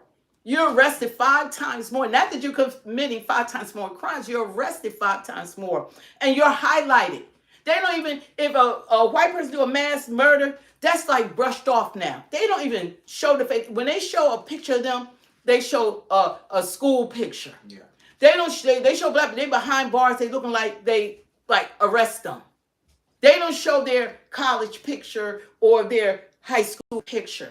They purposely try to give the impression that black people are a threat, and we're not. We're not the threat. It's the other way around, to be honest. We're not the threat. It's not black people that are a threat. We're more threatened by white counterparts and people that have power than anything else. We are not the threat. You can look at history of this country, who has done the most harm, and that's why Trump doesn't even he wants to remove all the infractions that have been done to black people. That shows that this is wrong. A lot of stuff that's going on is just wrong. Why would you want to remove the history? And you know why? Because they don't want us to realize that history can repeat itself. Just like this 1994 crime bill right now in front of me, history is repeating itself. It's the same thing, and black people went along with it with everyone else. We are not the threat in this country, especially not in 2025. But we got the president that put the military against American citizens. When has the against and the FBI and Homeland Security and all these other federal agencies, and they're just locking anybody up that they can. They are not in these 1,000 people they lock up. They're not committing crime. They're going on about their day. They don't have warrants for these people. They don't have that these people have committed infractions. They need bodies. They need counts to prove that he's making it safer. For whom? Not for us. There are ways to go about it. We're intelligent, articulate people, and they're in the highest office. They can come up with something better than trying to go after black people once again. G Money, what point are you trying to make? That doesn't make any sense.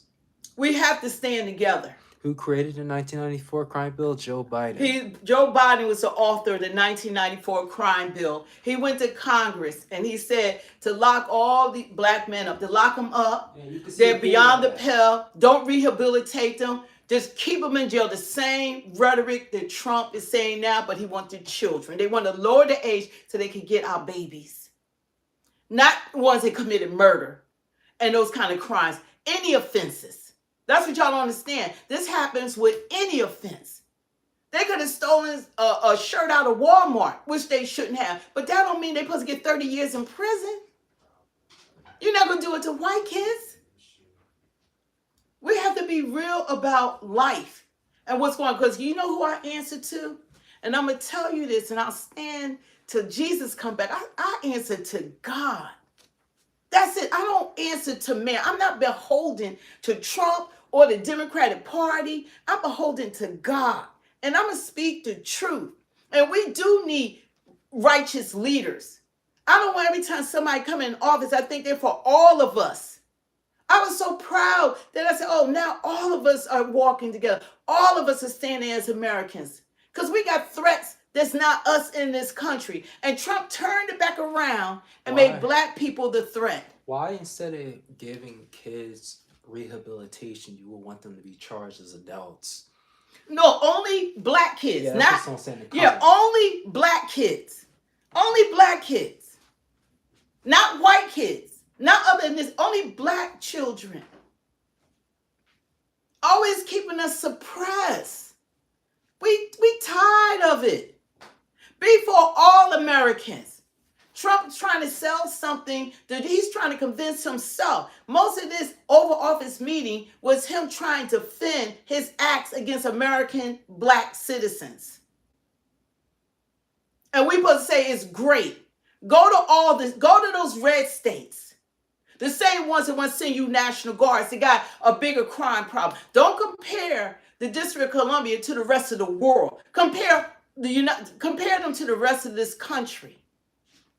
And crime is falling throughout the country, and he want to fabricate numbers that's in agreement with what he wants to do. And then the way they displaced and threw away the freaking homeless Americans like trash.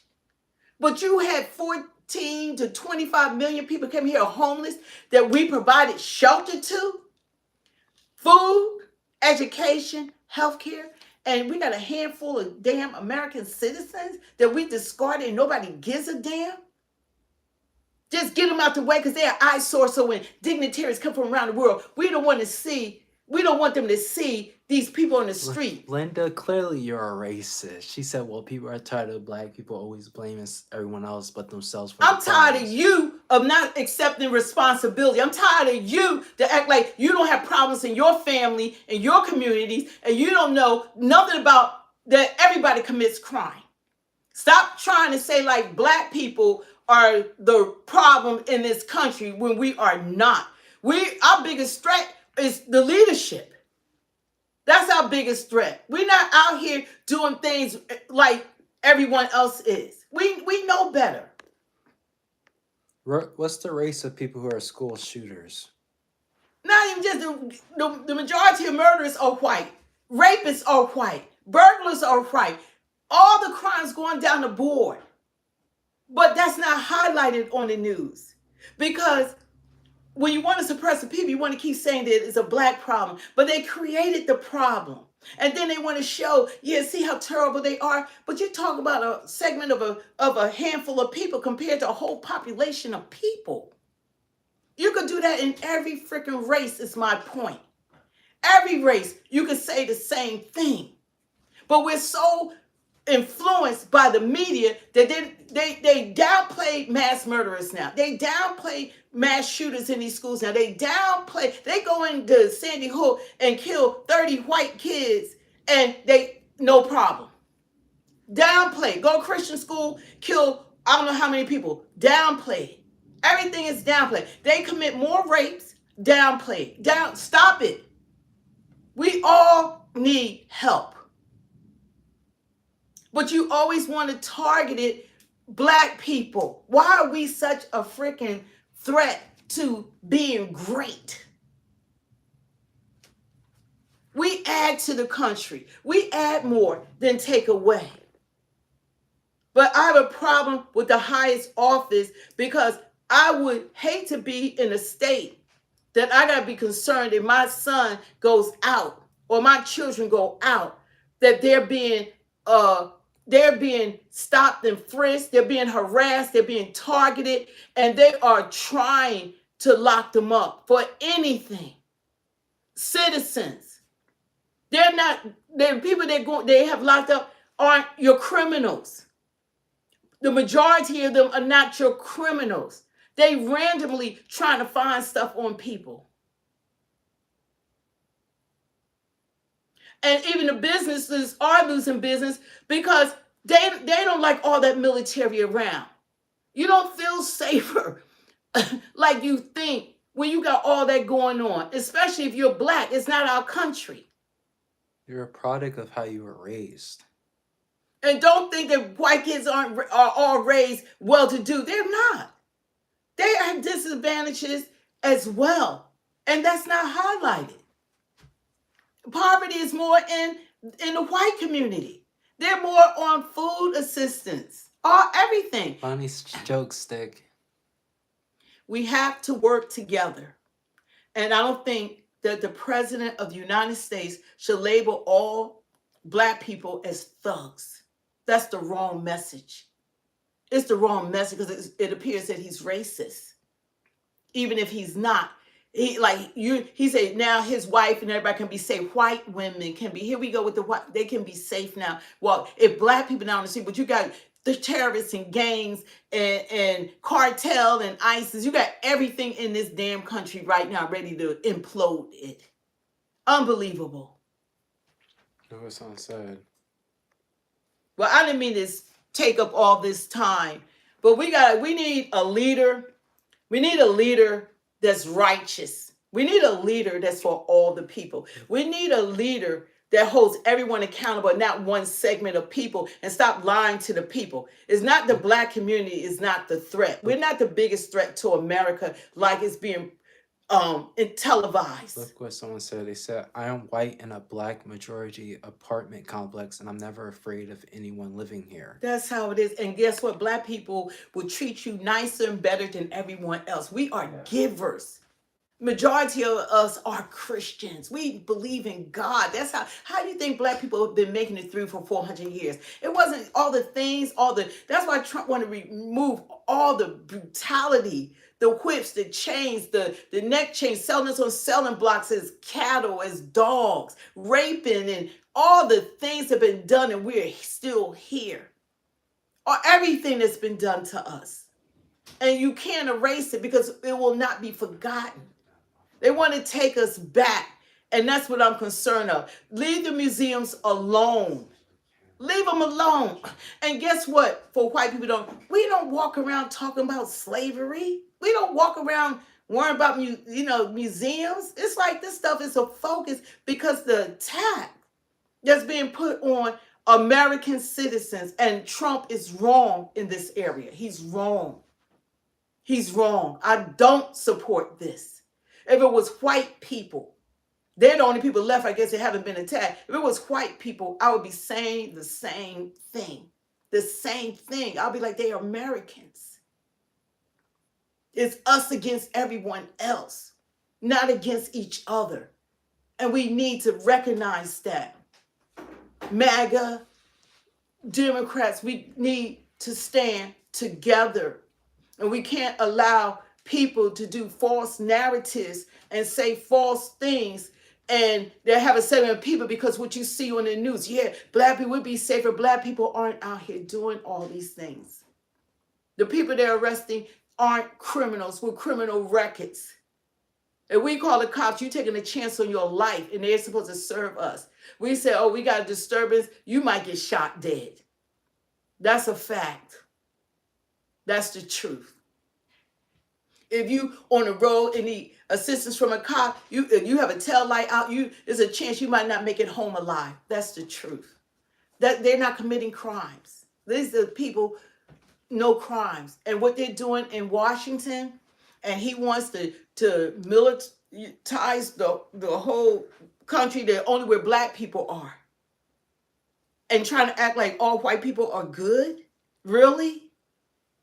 Really? You need to look up the There have been some of the most treacherous people that have ever existed in this country. Someone keeps spamming. Come on now. Someone keeps spamming the crime committed by, well, they say the crime committed by black people, but they're not looking at the FBI. We don't care They're what, say we have the no, we don't.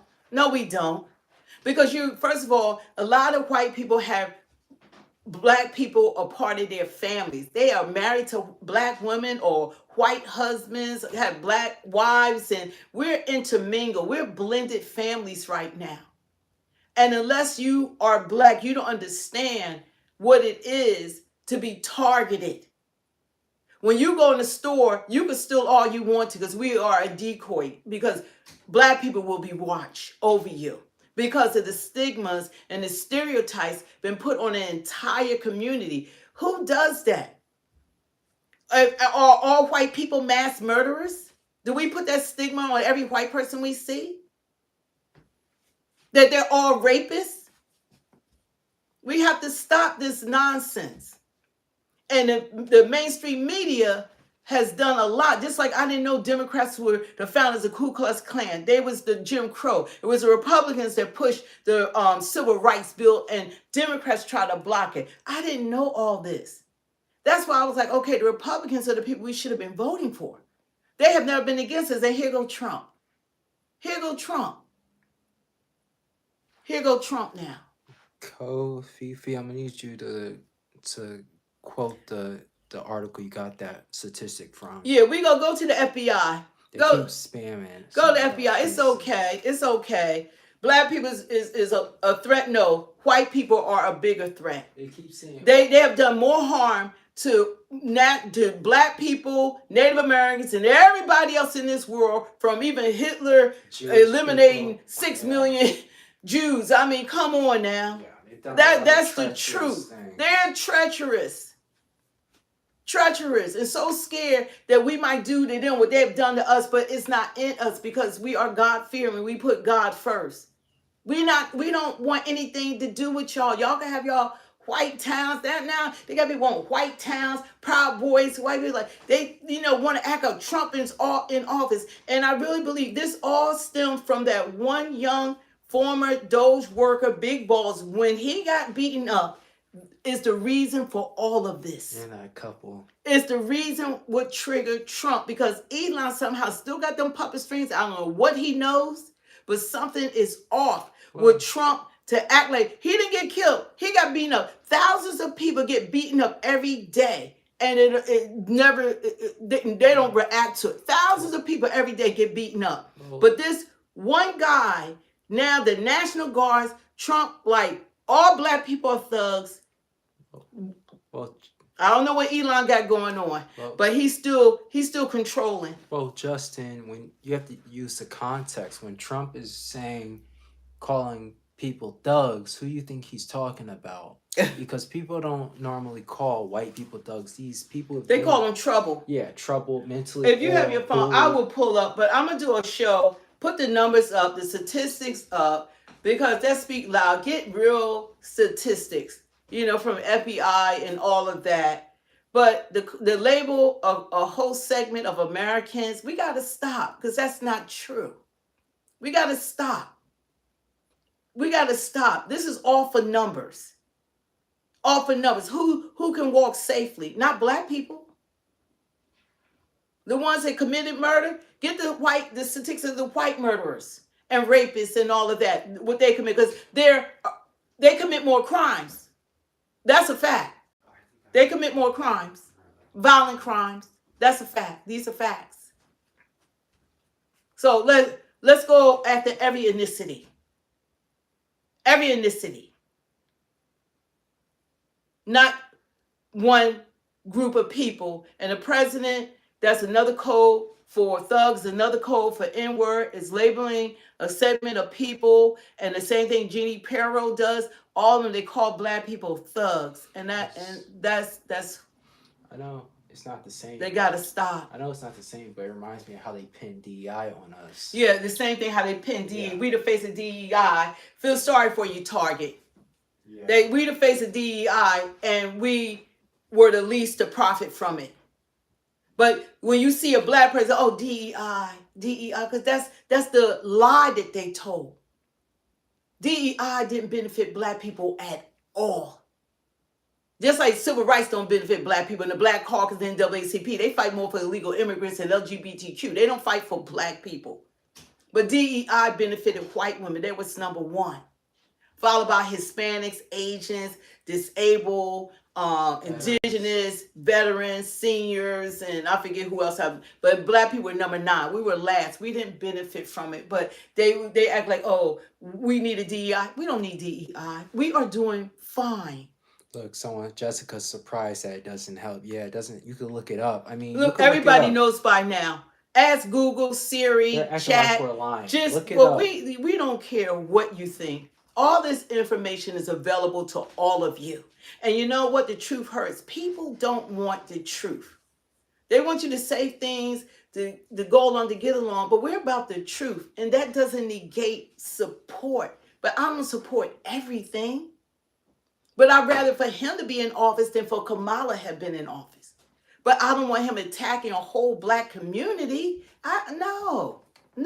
Why would we be for that? No, we're black. There are black people that cooning out that are before it, but we're not those people. We answer to God. And when I stand before God, I have to give account of my life. You're not gonna stand with me. And I'm gonna walk in truth. And I'm going to stand on truth. I'm going to stand on it, on truth.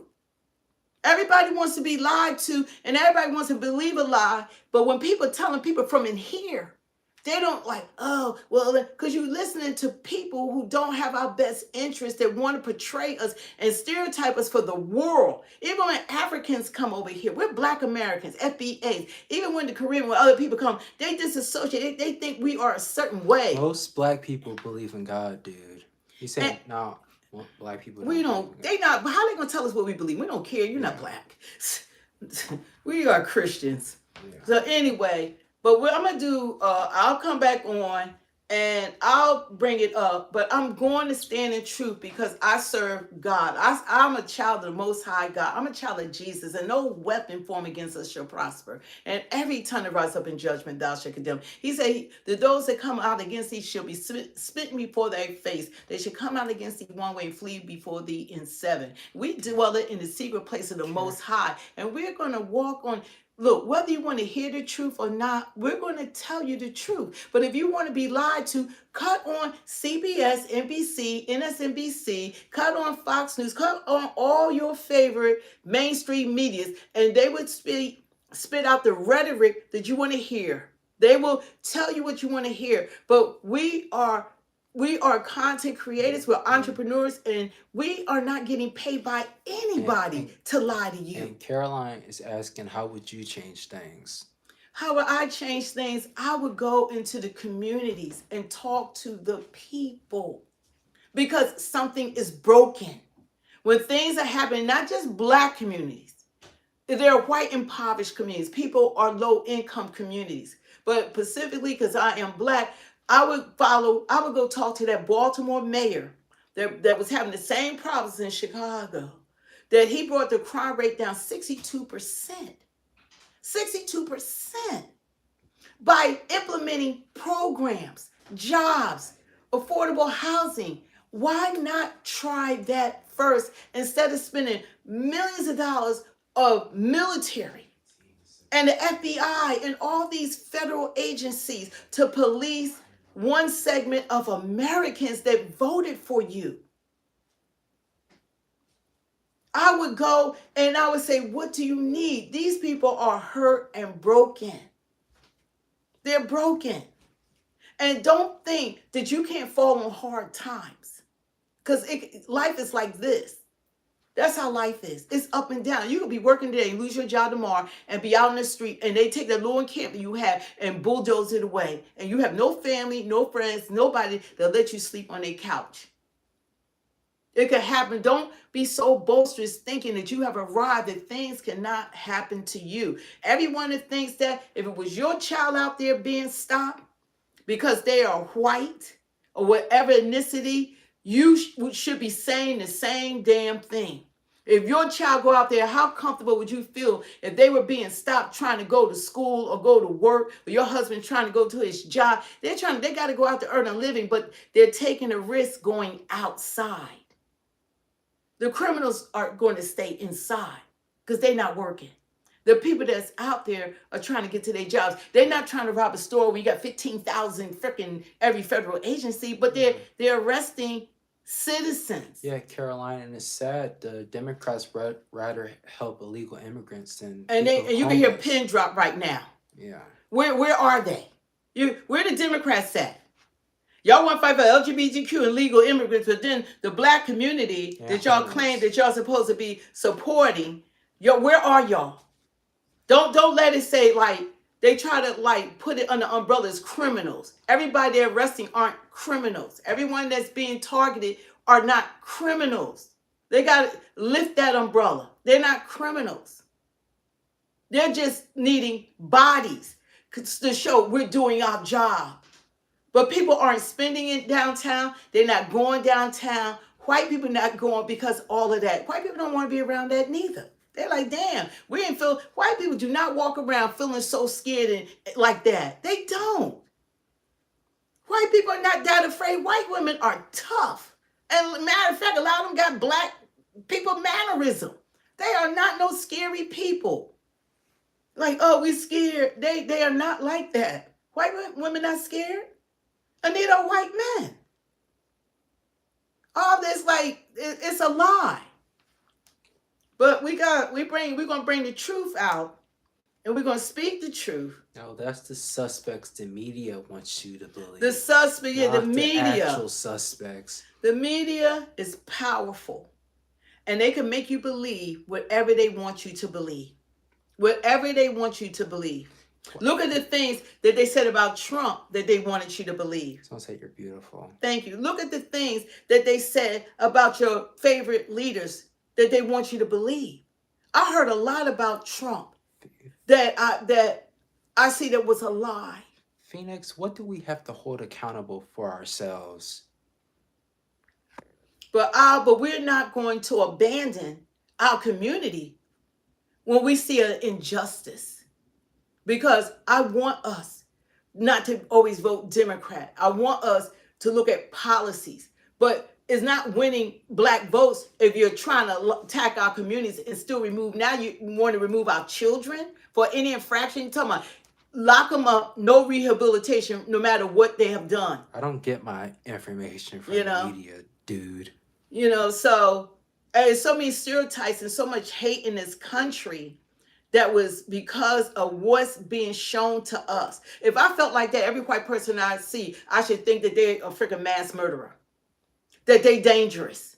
I don't walk around looking at them like that. And you shouldn't walk around looking at black people like that. The same token. They come in, on the news, they downplayed it and keep it down. All that crap that be going on. And it's not even focused on. They burying bodies taking people out all the time. We gotta know. But I don't walk around when I see white people and scared to go in and say, oh, they, we don't know what might happen. They gonna walk around with a knife like the guy did a couple of weeks ago. They don't even talk about him. He went into Target or Walmart. He done stabbed 11 people. They don't talk about that. They don't talk about the guy from CDC that killed the black cop and went in there trying to kill everybody. They don't talk about that. They don't talk about the guy at Target that went and shot 3 people, stole a car, crashed that, then carjacked. Someone else stole the car. They don't talk about mass murderers. They don't talk about that. But the one Doge guy that got beaten up like thousands of other people get beaten up. Now we got National Guards, we got the troops, we got Homeland Security, throw them away, just randomly arresting people when crime is not out of order like that. Any city, anywhere in the world, you're going to have crime is in every freaking state. And period. At times, I do feel uncomfortable at school just because of all the school shootings that has happened. But yeah, it's it's a back and forth thing. Sometimes I feel comfortable, sometimes I'm more uncomfortable. And I don't want to be concerned while my son is at school. Yeah. You imagine being a parent. He's at school, getting a higher education. My oldest son has multiple degrees. He's traveled the world around 4 times. My daughter she's working on her master's. She's in government. She's highest level. She might be running for president one day. You see how her mom is. I mean, her list of accomplishments is like this long. My daughter's phenomenal. My mother has her PhD. All of us, we are educated.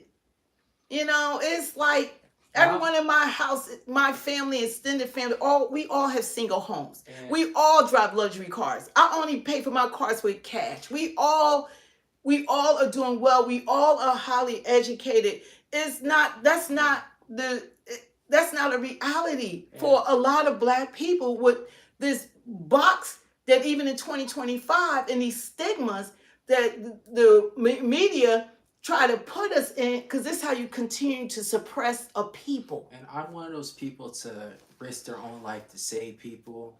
So it does make me feel uncomfortable because of how I was raised. But being at school with all the mass murders I know has happened at school, it does make me feel a little like just precautious.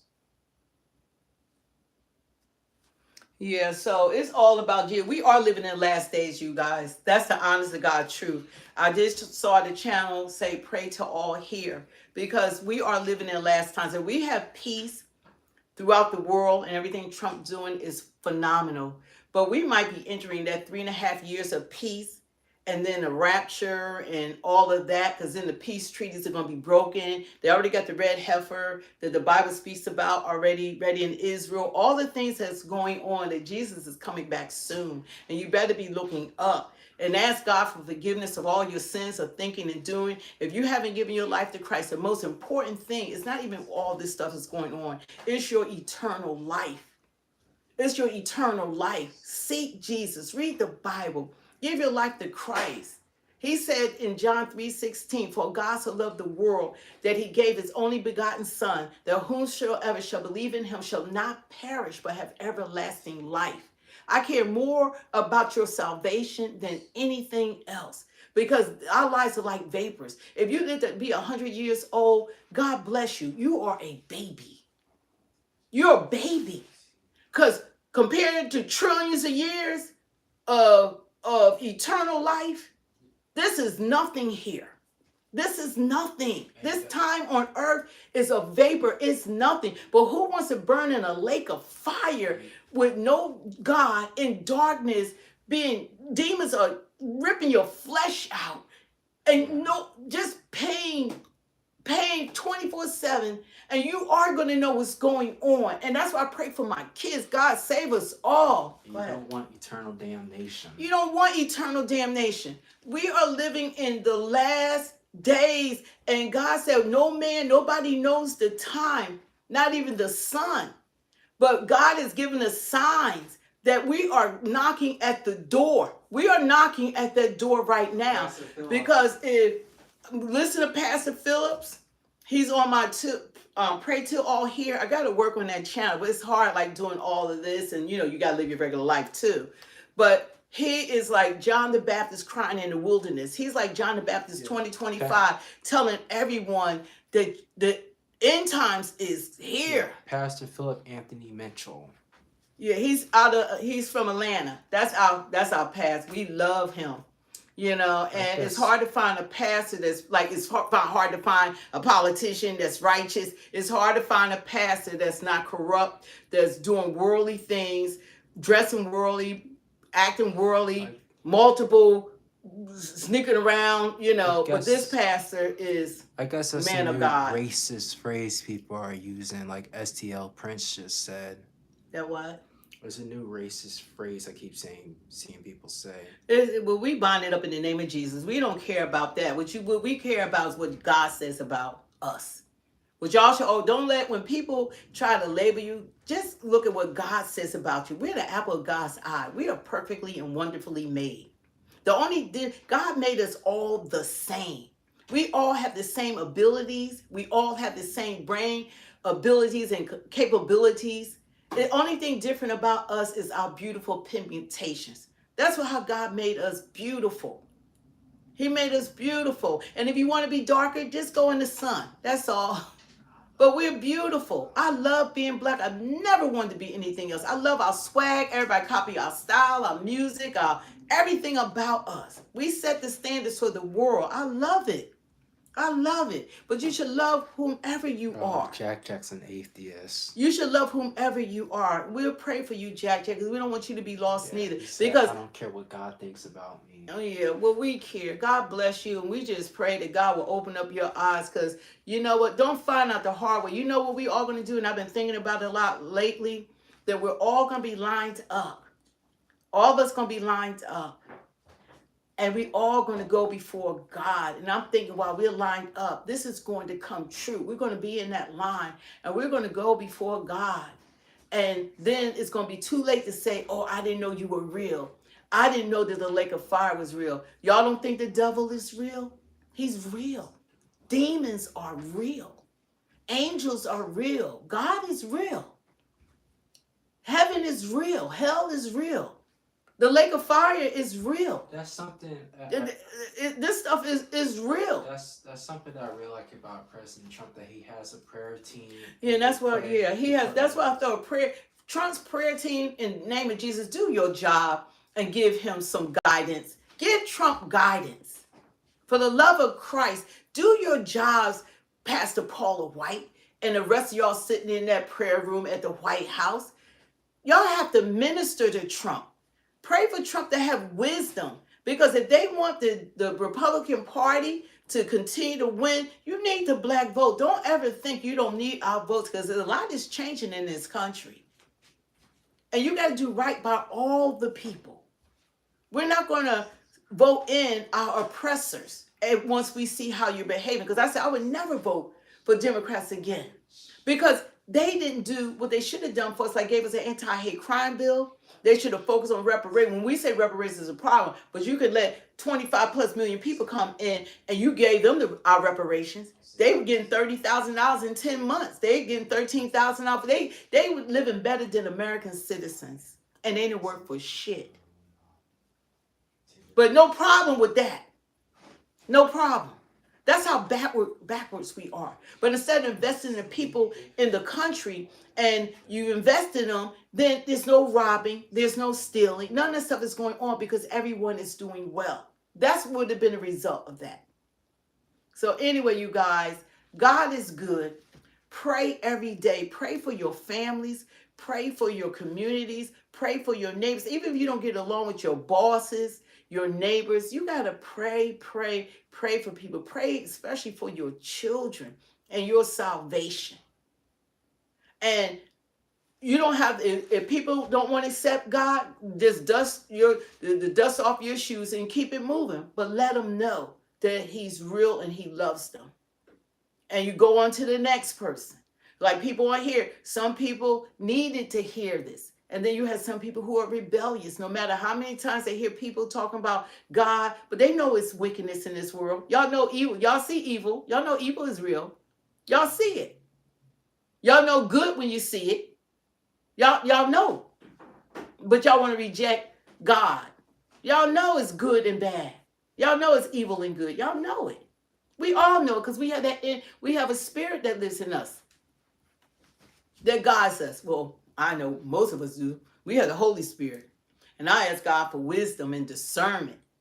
But we do need, I see even the Black community need someone that can speak, that's righteous, that would get rid of all these stigmas and these stereotypes and these lies and see that this is 2025, that those stigmas you have need to be buried because all communities have sin. All communities have criminals. All communities. There's evil in this world because of free will. And also, Yeah. without God, how do you know what's good is good and what's evil is evil? There's another thing I've heard before. God is the judge, and he's the one who decides Only what's God good can judge. and what's Yeah. evil. But you can accept them if you want to or not, but you will find out. I promise you that God, Jesus, is sitting on the throne. You will find out. You will find out. Because he said every knee shall bow and every mouth shall confess that Jesus Christ is Lord and he died for your sins and he rose again. And his blood covers a multitude of sins. So you need to ask God for forgiveness of thinking and doing. All the things every day, just ask God, because none of us are perfect. We're not perfect. We're not going to pretend we're all knowing because we're not. We're not. And there's a lot that we have to learn together. None of us know everything. So anyway, God bless you guys. I'm going to get off because I want to eat. I will come back on. Now I'm going to do probably. Go ahead. How about you look it up at how much of a crime is committed by white people, and look at how many crimes committed by them and not just black people. They don't want to. It's the mainstream. But media. they don't. The mainstream media, like only one segment of Americans commit crime. That's a lie from hell. Yeah. And what we have in this country right now, we're going to regret dividing ourselves. We're going to regret that. Because we're going to, one way or another, we're going to have to stand together because you guys don't really know. Y'all act like y'all don't know what's here. We think America is the same. America will never be the same. America has changed tremendously. This is not the same country it was 4 years ago when we opened up those borders. It's not the same country. I don't know if we will ever be the same country. But I know that we have to stand up for what's right, for righteousness. And that's what we're going to do. That sucks that Jack is... Well, Jack, we'll pray for you, for your salvation, just like everyone else. But anyway, you guys, thank you all the moderators for joining us. We've been on here a little longer. I'm going to try to come back on here and do a live because I do want to talk about the Smithsonian. Like Trump is going after that. I don't think you should, like he wants to put back up the Confederate statues. Don't remove Black history and things that's happened. We're not ashamed of it. Yeah. And we don't focus on it. We don't walk around and say, oh, we hate white because what you've done. We don't. It's the truth. But you can't eliminate the truth because we all know what has happened. Don't take away, you want to hide all of the evil that's been done to us. It's so we know about it. It's okay. Oh, Kevin said, bless you both. Yeah, we know about it. But don't remove, just like you don't remove the Confederate statues. You want to put them back. Don't. Why is he doing that? Don't do that. And now you want to repeat the 1994 crime bill. We're not standing for that. We got to be one nation under God. And that's our ultimate goal. If I have to become president of the United States to make it happen, then vote for Cindy. Where's my mom? I want to be about all of y'all, all the people, all of us. One nation under God. That's the goal. One nation under God. Love your fellow citizens, love them from a distance. Some people, they hard to love. Just love them from a distance, Some family members, we got to love them from a distance. That's the truth. Love them from a distance. Oh, thanks, Kevin. He said make sure you check out Elijah's phone cases. Oh, yeah. Where are your phone cases? Yeah, Elijah came up with this. We're going to put it in shop. We didn't do it yet. We're going to put it in shop. But these is one for the Democrats with President Obama, Kamala, former presidential candidate, and Vice President Kamala Harris, and former President Joe Biden is on the Democratic case. In this case, is Trump showing his love for America, hugging the flag.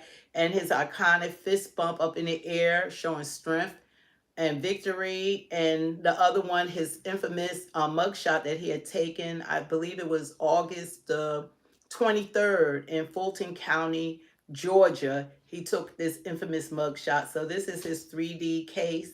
And, you know, get it for our anniversary, Labor Day, Christmas, birthday gifts, you know. But this is Elijah. This is what he's proud of.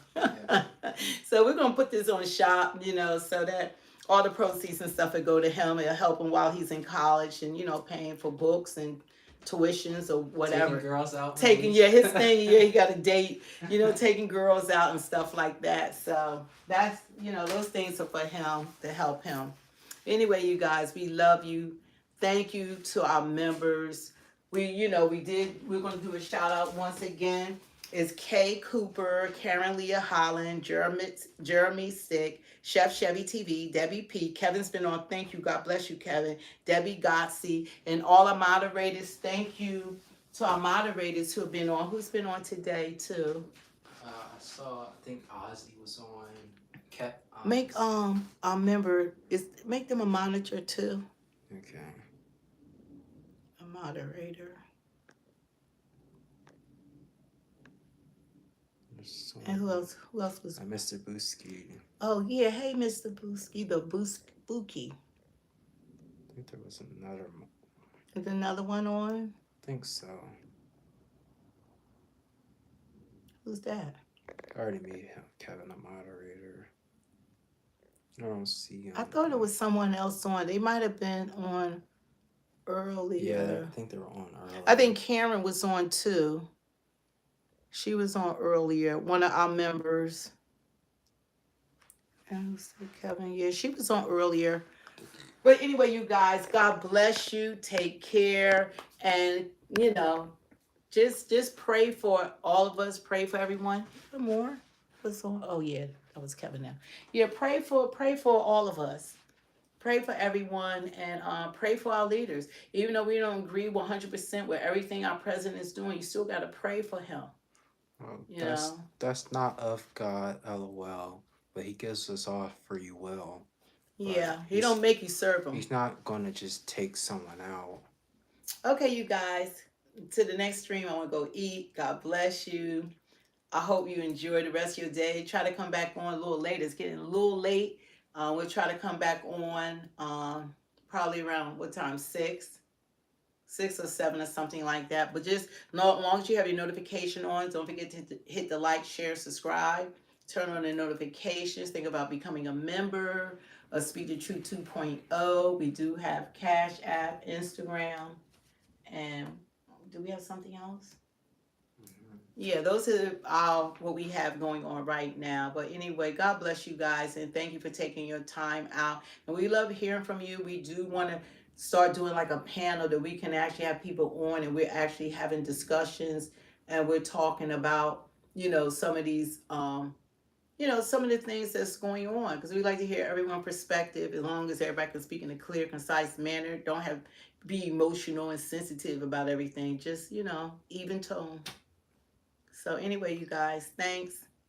Yeah, they don't know. I've been trolling for years, so I'm useless. Yeah, Elijah, yeah, we don't care. Call of Duty. Yeah, he taught me about trolling. I don't care at all.